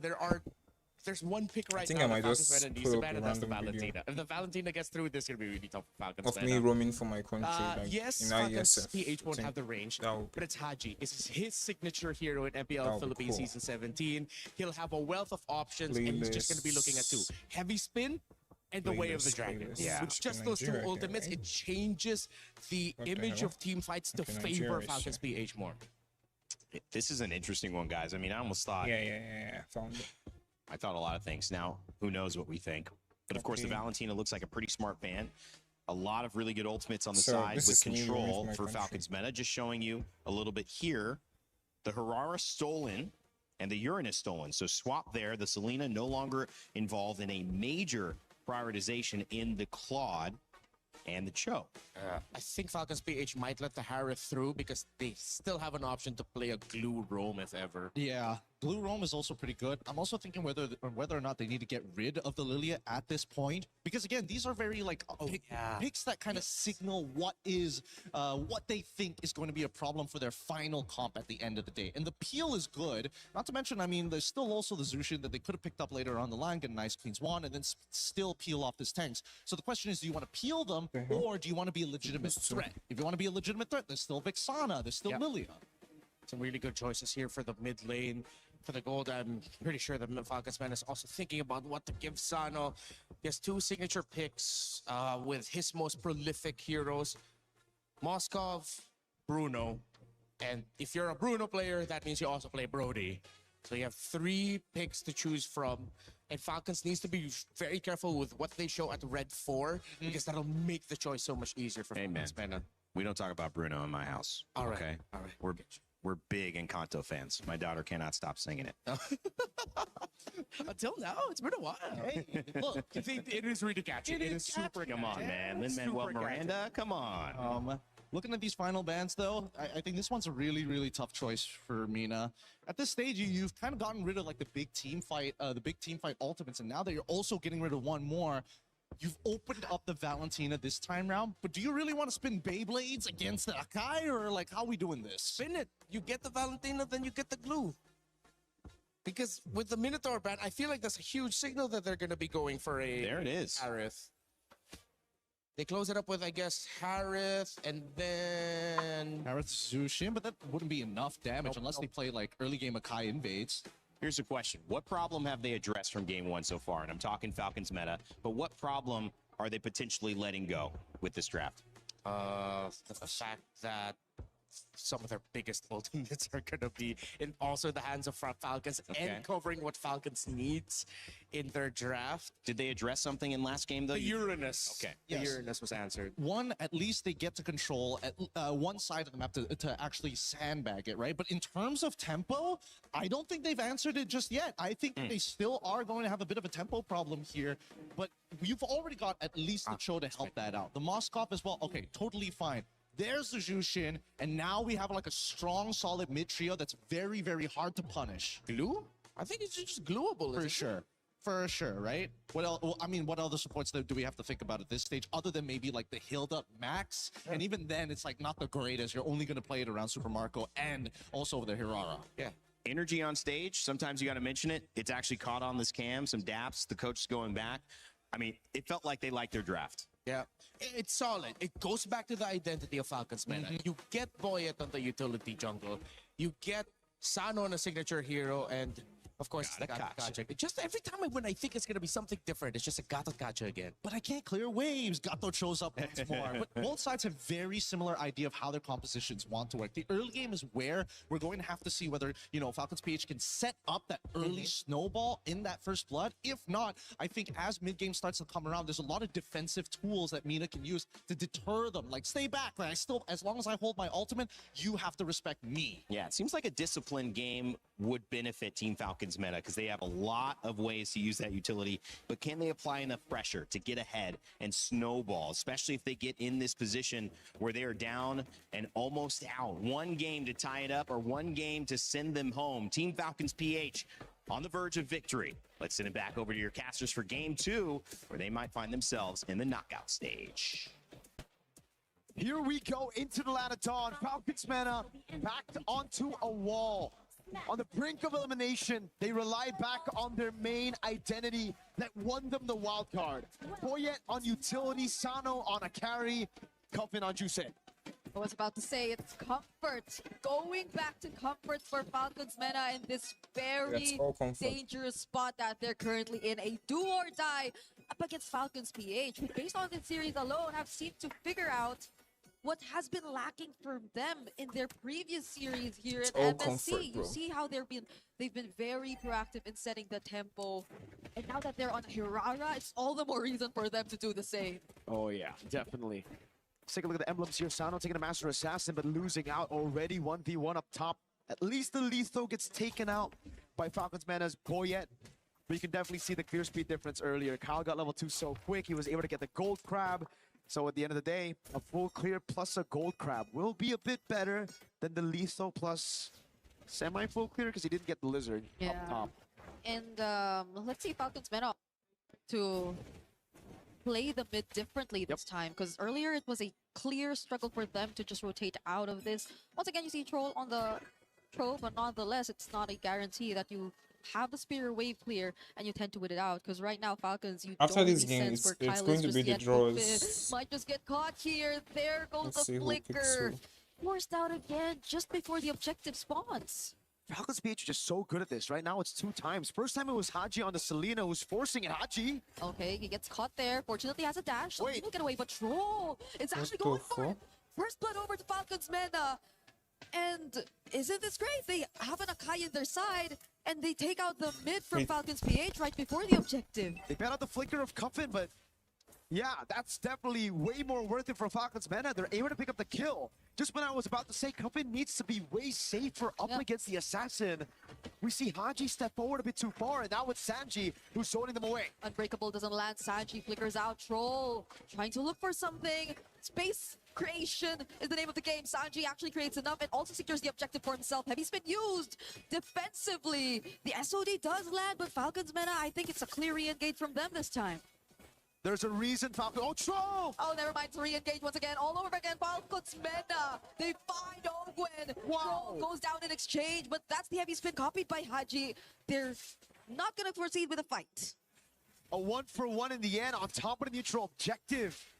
Sanji. Oh, that's remembers. He's not going to get out of that. It's Kyle providing the damage. And so it somehow equalizes the trade. 2 for 2 now on the board for Falcons. PH and meta. You're right. It's 2 for 2 now. It's just a neutral objective diff. And hey, believe it in Falcons PH to be able to come back from what looked to be a great play from Troll. But we see now why Falcons meta were able to win the wild card with the utility jungle. It just seems so different from last game where they were playing the Hirara, playing the new meta. Doesn't really suit them, right? Yeah.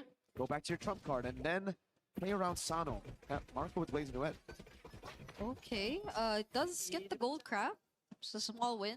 And yeah, I feel like the pacing changes overall when Falcons meta are just on these kinds of lineups.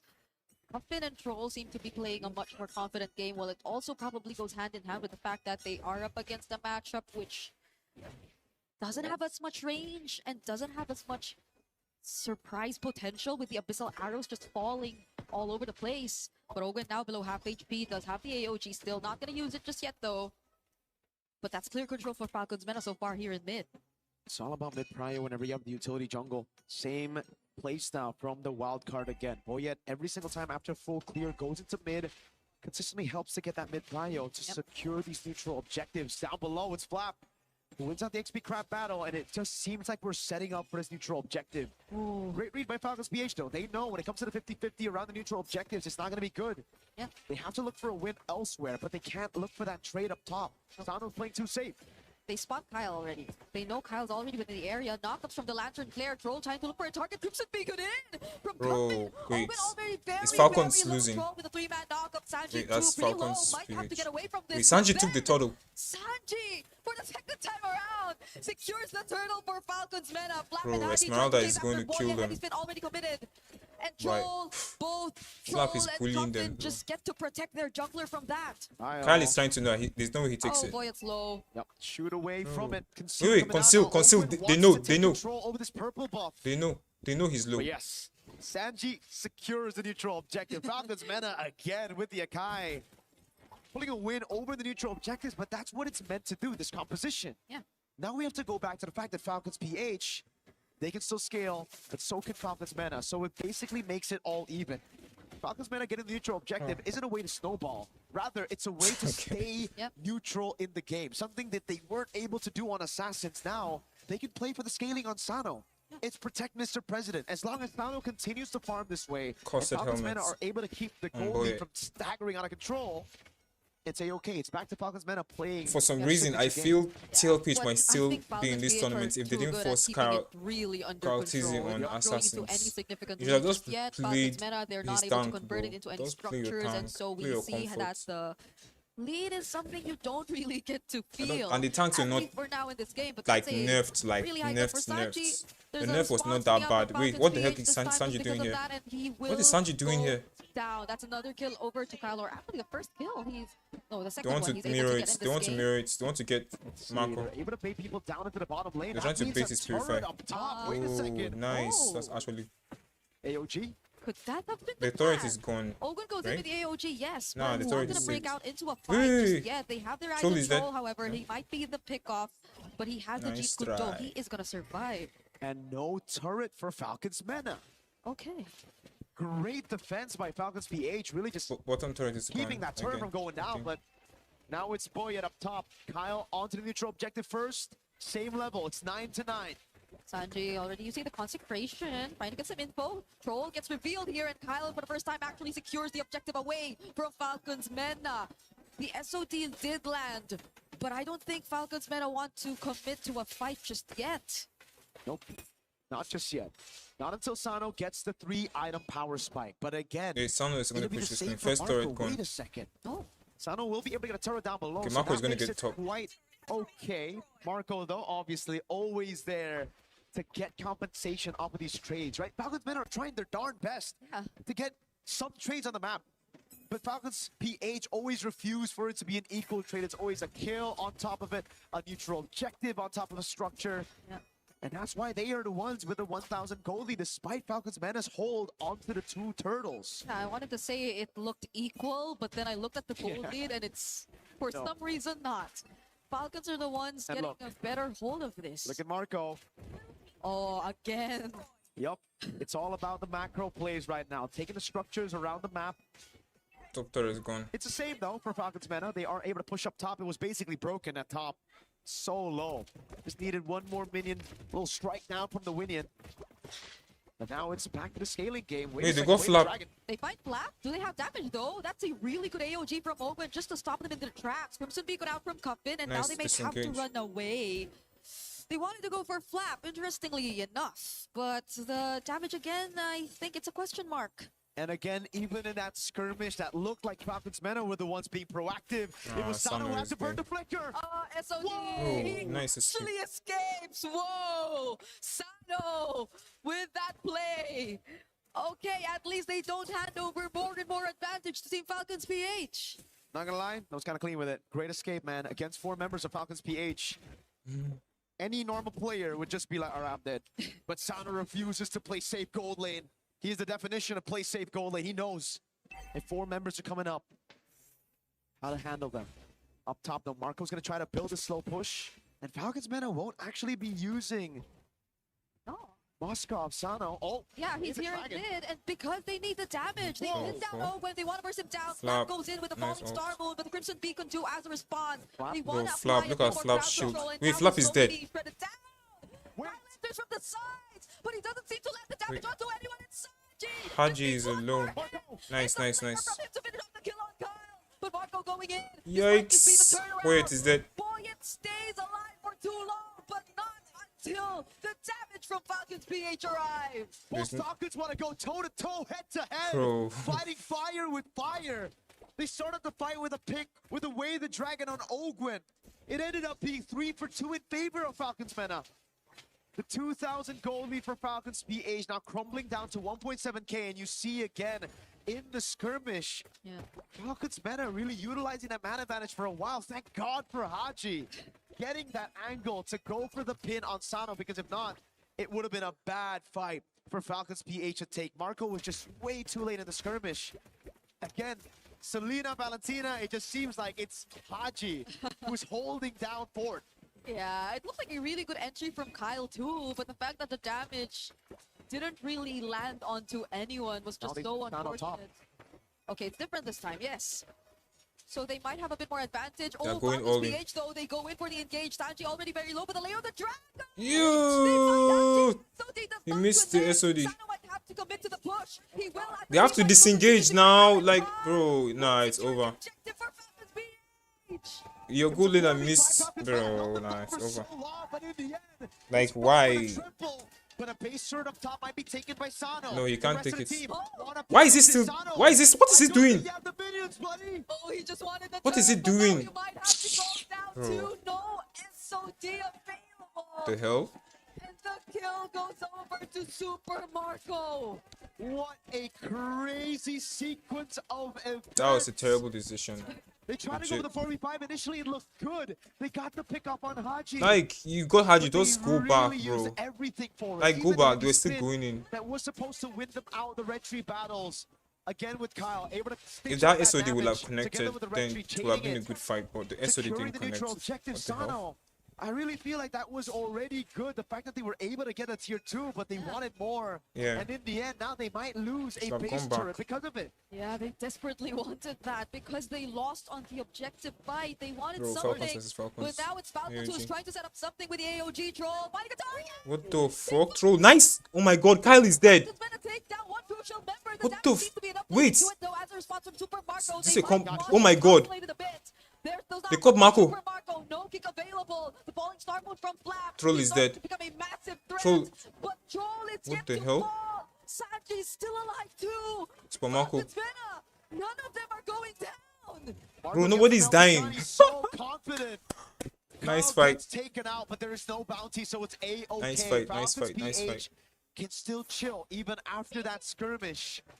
Oh my god, it's just backed up by fights.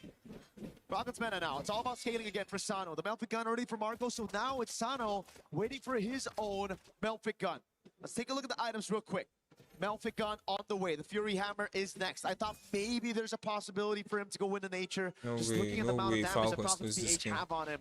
But yes, he Falcons needs the range. PH, He needs to be able to dish out the damage when his front line tanks it up.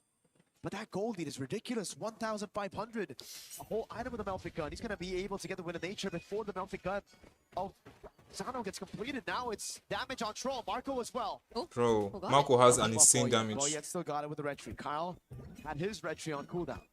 At this point, it's just the mid duo of Falcons Mena who are slightly ahead, and it's not even a significant lead. It's just that they had a bit more advantage, and you saw that, I mean, from the early up until the current point that we're at here in this game, and that's a Sky Piercer on Coffin too. So I guess it's at least successful scaling that you see from Falcons Mena at this point onwards. It's just that maybe the decisions should be something they really take into consideration, especially that one time we saw from Sano earlier on. Okay, I think this will be the deciding that cost them a bit factor. too much, and now Falcons Anyone who gets the Lord they are setting the tempo wins the game. all over again Straight up. for this upcoming Lord fight. Sano's in the bottom lane. This is going to be this looks great. Oh, Marco low though. Oh yeah, bro. That shield. Look at Flap's shield. Boyet's trying his best. Heavy spin, too heavy spin. Whoa, okay, it's over. Nah, it's over, it's over, it's over. Wait, are they still going back in? They're still going back in. Marco, look at Marco. Marco is shredding them down. Yeah, it's over. Marco is angry, bro. Double kill. Flickers are just popping everywhere. Troll is dead. Falcons PH played the long game in that skirmish. They got the Lord and looked great for Falcons Mena as they got one man down. They revitalize, bro, from this. But it wasn't enough in the end. Falcons PH waited for the resources to be spent, to be burnt down. Then they re-engaged. Marco on the claw, that blazing duet, and the clutch factor you have when you have Mr. Bulletproof in your team. It's just ridiculous. Now, Falcons PH, you're going to be looking for the... Oh, nice. Oh, my God, nice. Bro, what the hell? Flap and Marco, bro. Members you have on your side if Bro. your team Falcons Mena. Draws are It next. just seems like such a big difference. It's the sides that you're seeing from Falcons PH really making work. Falcons Mena, they had so much promise in the early for their mid, but now it's Kyle on a killing spree against Sanji. Boya catches multiple members. It's over. But what can It's they over. do? Cuffin flickers out. The Lord is still... Let's go. Draws next. Draws. MSC draws next. Knockout draws. Nah, it's over.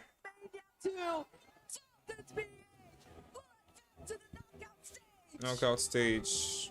The only Philippine team left. The Philippines, the only team left representing their region, and they made it a 2-0 win against their sister organizations, Falcon Mena, Falcon PH. It was The last hope of the Philippines versus the last hope of Mena. It's the one from the Philippines. It's so weird seeing the same exact jerseys, but it is Nice what try, it is. nice They try, know nice each other try. so well. Our panelists have mentioned it too. Script partners even. This isn't the first time. They've been up against each other multiple times, and you see how they really fought until the very end, especially for Falcons Mena. Reverting back to comforts, taking the risk, trying to play for Sano in the late game. But it didn't work out for them. Falcons PH seemed very much more polished compared to their previous performances here in this series. Absolutely. They really fixed a lot of the errors that we saw in their match against Vitality here. They're finding their craft and playing it clean, not panicking. Especially here, you know, committing, making those decisions, the right ones, not hesitating a single time in this game. Even though there were some dicey situations that Falcons might have placed them in. Again, it looked really good. It looked like this pickup was great with Haji down 4v5. But they'd already used all their resources, and Flap and Ogwen, these two were too darn tanky. They were too darn good. At the end of the day, with Sano dead, there was no chance for them to defend. Haji with the constant pins, these heavy spin steals, man. Wow. The Kadam machine. Haji, Kadamashine, Selena, Valentina. He's definitely got it this time. We're going to throw it over to an interview on stage with Flop. Yes, my friends, we're here with Flop. It's Falcons PH that take the win in advance over their sister team. Few questions. What's it feel like to be back here on the international big stage? We feel really good to be back in international, yes. It's a hell of a moment here, but not only are you coming in and being the only Filipino team that's advancing on in the knockouts, but you're also representing the EWC 2025 Club Champions. What does that mean to you as a person and as a team? I think it means a lot because I need to win this one for my team and my bosses, so... That's an extra bit of pressure on here, but you've got a lot of people that are giving you that energy all the way from home. So is there anything you'd like to say to the camera here to all the Filipino fans out there cheering for you? Maraming salamat sa sumusuporta sa amin. Kami ang last hope. The last hope, there it is, Flap and Falcons PH taking it and advancing on to the knockout stage. But you know what that means. It's time to crush a key. Come on over, my friends. All of Falcons PH, and let's head all the way back.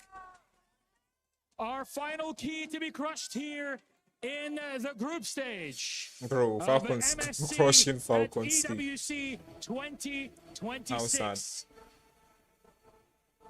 16 teams are now down to only 8.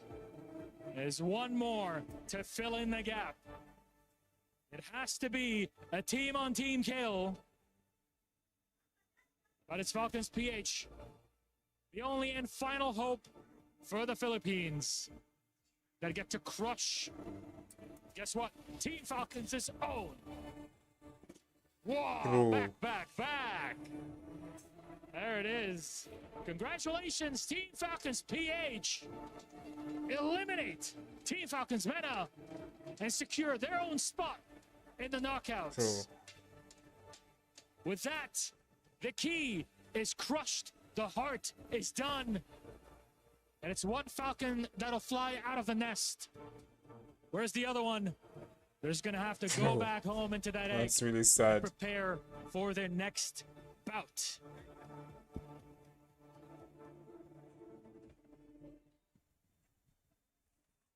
And that is prediction stage. On what? But that is only the beginning. Okay, you mean the draws? I don't know how the draws are going to go, to be honest. Enter the knockouts. But something is telling me, it's gonna be so I swear, crazy. something is telling me the group stages, it's such that a Vitality might rollercoaster. still The pick teams Falcons. that we were expecting to smooth sail it all the I don't know, I way just have this feeling. has unfortunately dropped. We lost the defending champions Let's yesterday. see. Today we sent home the 2024 champions. So I think the teams that honestly get to cannot pick believe this is how will MSC be 2026 is playing out, Milosh. It the just two O means teams. that if you want to Who are the compete two at O the top teams? level in MLB, Aurora, you right? have Aurora to constantly Gaming, be Vitality. on your toes. It's an important thing here Who again? at the Esports World Cup I because that can only everything just- is earned, right? You I think, cannot okay, just Aurora, come in Vitality, and assume Vamos. that you'll be given the space. There's one more no, team. and that applies the same way to MSC So that's two 26. team. Every single point, every single moment has been earned by our victors.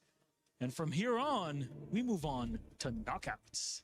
But you know what's I going to think be it's just exciting about this Aurora, knockouts, Milosh? There's a lot, Vitality, but Vamos yes. on my One mind. thing that could be a possibility don't know. that for the first time in a very, very long Well, whatever. time, I don't know there how is this a is gonna high be like, chance but let's that see. we will be crowning a new region as the champions in MSC. A new region And as the oh champion. boy, I am excited for that.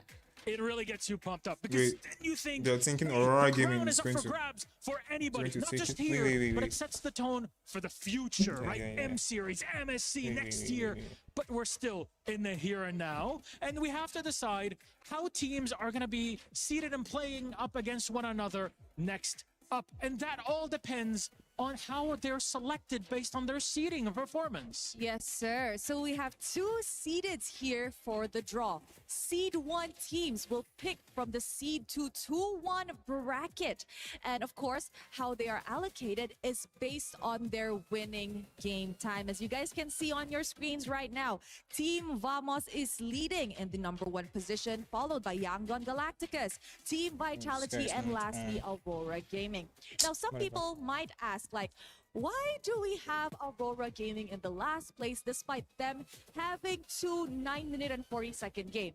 Simple. Their last match here in the group stages ended in a 2-1, which gave them a little bit more time. I think they could have been easily #1 if it wasn't for that. Yeah, because you're trying to have cumulative good performance, right? If you're already moving out and having that first seed in what is essentially 2 victories in a row, then of course that adds to it. But those are the Scene 1s. They're already set up in the final bracket. They're going to have to choose from 4 other teams, and that's where our second seed comes in here in our draw show. So please join me in welcoming to the stage our second seeded teams. And we'll see them heading out. It's Team Spirit with Kid Bomba, Pro Esport with Saw, ONIC with Calra, and of course, Falcons with Ogwen. And Falcons PH, that is, if you just missed the action, these 4, one of them will be picked first by one of our teams on the other side in the Seed 1. Yes, indeed. So, you know what? Are you ready for it? I'm ready for it. Let's call on the team seated in the first seed. We have Aurora Gaming, Lunar, Team Vitality Shogun, Yangon Galacticus, M-God, and Team Vamos Error 404, who looks like he's the tiniest among the bunch. He packs a big punch when it's in the game. I can tell you that much. But this is quite simple because the running order is, as Rose mentioned, Vamos, Galacticos, Vitality, and Aurora. They'll be choosing one by one whoever is on the side that they would like to play against. They don't really know what the others are planning on picking. So, Team Vamos will be the first one to choose. So, Error, please join us on here. Hello. How are you feeling today, especially knowing that you're the first to choose, which gives you an advantage? Feels really weird because we got to pick first, you know, out of all these strong teams. You weren't expecting that, huh? Yeah, I wasn't expecting that. Okay, so the moment of truth. Who will you pick in the second seeded team? Team Spirit. Whoa! Wow, okay. Kid Come Bomba, on over. Kid Why? Bomba, come on in. Why Team Spirit? Because I think we are really confident against them. Yeah. That's a lot of confidence. Are you going to let him talk like that? I mean, what should I say? He can say whatever he wants. We will see in the game. All right, gentlemen, come on close. Come in. Stare down. Let's go. Face to face. Let's see if you can hold this one, Air. Let's go. Serious face on. Final word before we send you guys off. Good luck, everyone. Gentlemen, please shake hands. Good luck. And you can move out from the center all the way to the middle. Our first matchup is set. As you saw it, that's Team Spirit versus Team Vamos. Ooh, that's gonna be a spicy one. But of course, we have the next team, Yangon Galacticas with M God. Hello, how are you? I'm fine. You're fine. Okay. How are you feeling about, the remaining teams here? Oh, they are so good. They should be the one in the doozy. So, moment of truth. Who do you want to go up against? I'm gonna choose Pro. Pro Esports again. We are gonna have a rematch here. Wow. Okay, Sa. I have to say this, man. He's asking for trouble. It's okay. I'm looking for a rematch also. You think you're gonna take him down this time, really, for done? Let's see. All right, let's see, gentlemen, please. One more time, up close. Final words before we get this show on the road. Good luck. Good luck also. Good luck. Shake hands, please, friends. We're not doing weigh-ins for this one, that's for sure. We're doing size-ups in the game itself. Our second game is set and ready. That's Pro Esports versus Yangon Galacticos. Dude, that is crazy. Yangon Galacticos is the reason why they were even dropped to the lower bracket in the first place. Revenge tastes so sweet in knockouts. I think it felt so good. Yangon wants to do it twice. That's the sort of moments we're looking for here. But we're left with only two options, but with only one team that can choose first, and that is Team Vitality. Join us up here, please. Come on over, Shogun. Hello, sir. Hello. Are you nervous? Not really. Not really. So between these two, who do you want to pick and who do you want to leave with Aurora Gaming over there? I think we're gonna choose Falcon PH. What? Falcons PH. Come on in. Why Falcons PH though? We love greens. They love them greens. They love the greens. I mean, look, it's no secret, right? Team Falcons, Team Vitality in the club championship, they had a big rivalry. What do you have to say to this, man? It's a rematch. Yeah. So we will do our best. We'll do your best. All right, please come on in for one more face-off. I don't think people can keep a straight face and try not to laugh through this, but... Oh, Gwen, can you flex? Flex the Shogun. Oh, yeah. Oh, yeah. Now we're talking. All right, final words, gentlemen. Good luck. Good luck, Pre. There you go. Shake hands, my friends. And off you go. That's a third game set up. Falcons versus Vitality. Not only in the context of MSC is that super cool, but in the context of the Esports World Cup Club Championship, that adds a lot more to it. Overall, just an amazing matchup. And you know what? For the last matchup, come here, Lunar. Come here. Come here, Lunar. Who do you want to beat, Lunar? That's a pretty hard choice for me, but I will go with ONIC. Yeah, so hard. Hardest question of the day. Honestly, did you expect to pick them? If you had the choice, would you pick ONIC? Either if you're first of all, no, but If you're third, I think yeah. Okay. There's a bit of praise on there. What do you got to say? I'll just take my revenge. Oh, it's all revenge matches in this coming knockouts. What do you got? For our group stage match, you also said revenge. Get him close. Bottom orders, gents. Good luck. Good luck, good luck. Thank you very much, gentlemen. Please, you may leave us on the stage. There's love between all of our teams. That's a big part of the competition. But when we're walking in the server, it is on another level. Yes, but just a reminder to everybody and to all the fans that are watching, the order that we pick the players and the teams today does not determine the final schedule for match day itself. So don't forget to wait for the official announcement. That is it from us on the main stage for the group stages. But of course, we have to throw it over to the panel to break down what happened in this series and in this draw. Thank you, Rose and Milos. What an exciting time. Those were some fun head-to-heads. I like that trash talk. We said revenge already. And so now they're finding a way to see if it'll be real this time or if it'll be a little deja vu. I love what we get to see there. And, you know, also all of them having a little bit of fun with it as well. Welcome back to the panel. I'm Rain Day, Renmar, Gideon, guys, closing out the day. We've got the bracket coming up soon. That will tell, like Rose aptly put in, actually, it's here now. It's not necessarily the timing of when we'll play these games, but here is what it is going to look like. Team Vamos over Team Spirit. You know what? You guys can read it out. Why don't you focus on the matchups that are most interesting to you? A lot of rematches. I think Vamos Spirit are the only ones that isn't a rematch, if I'm not mistaken.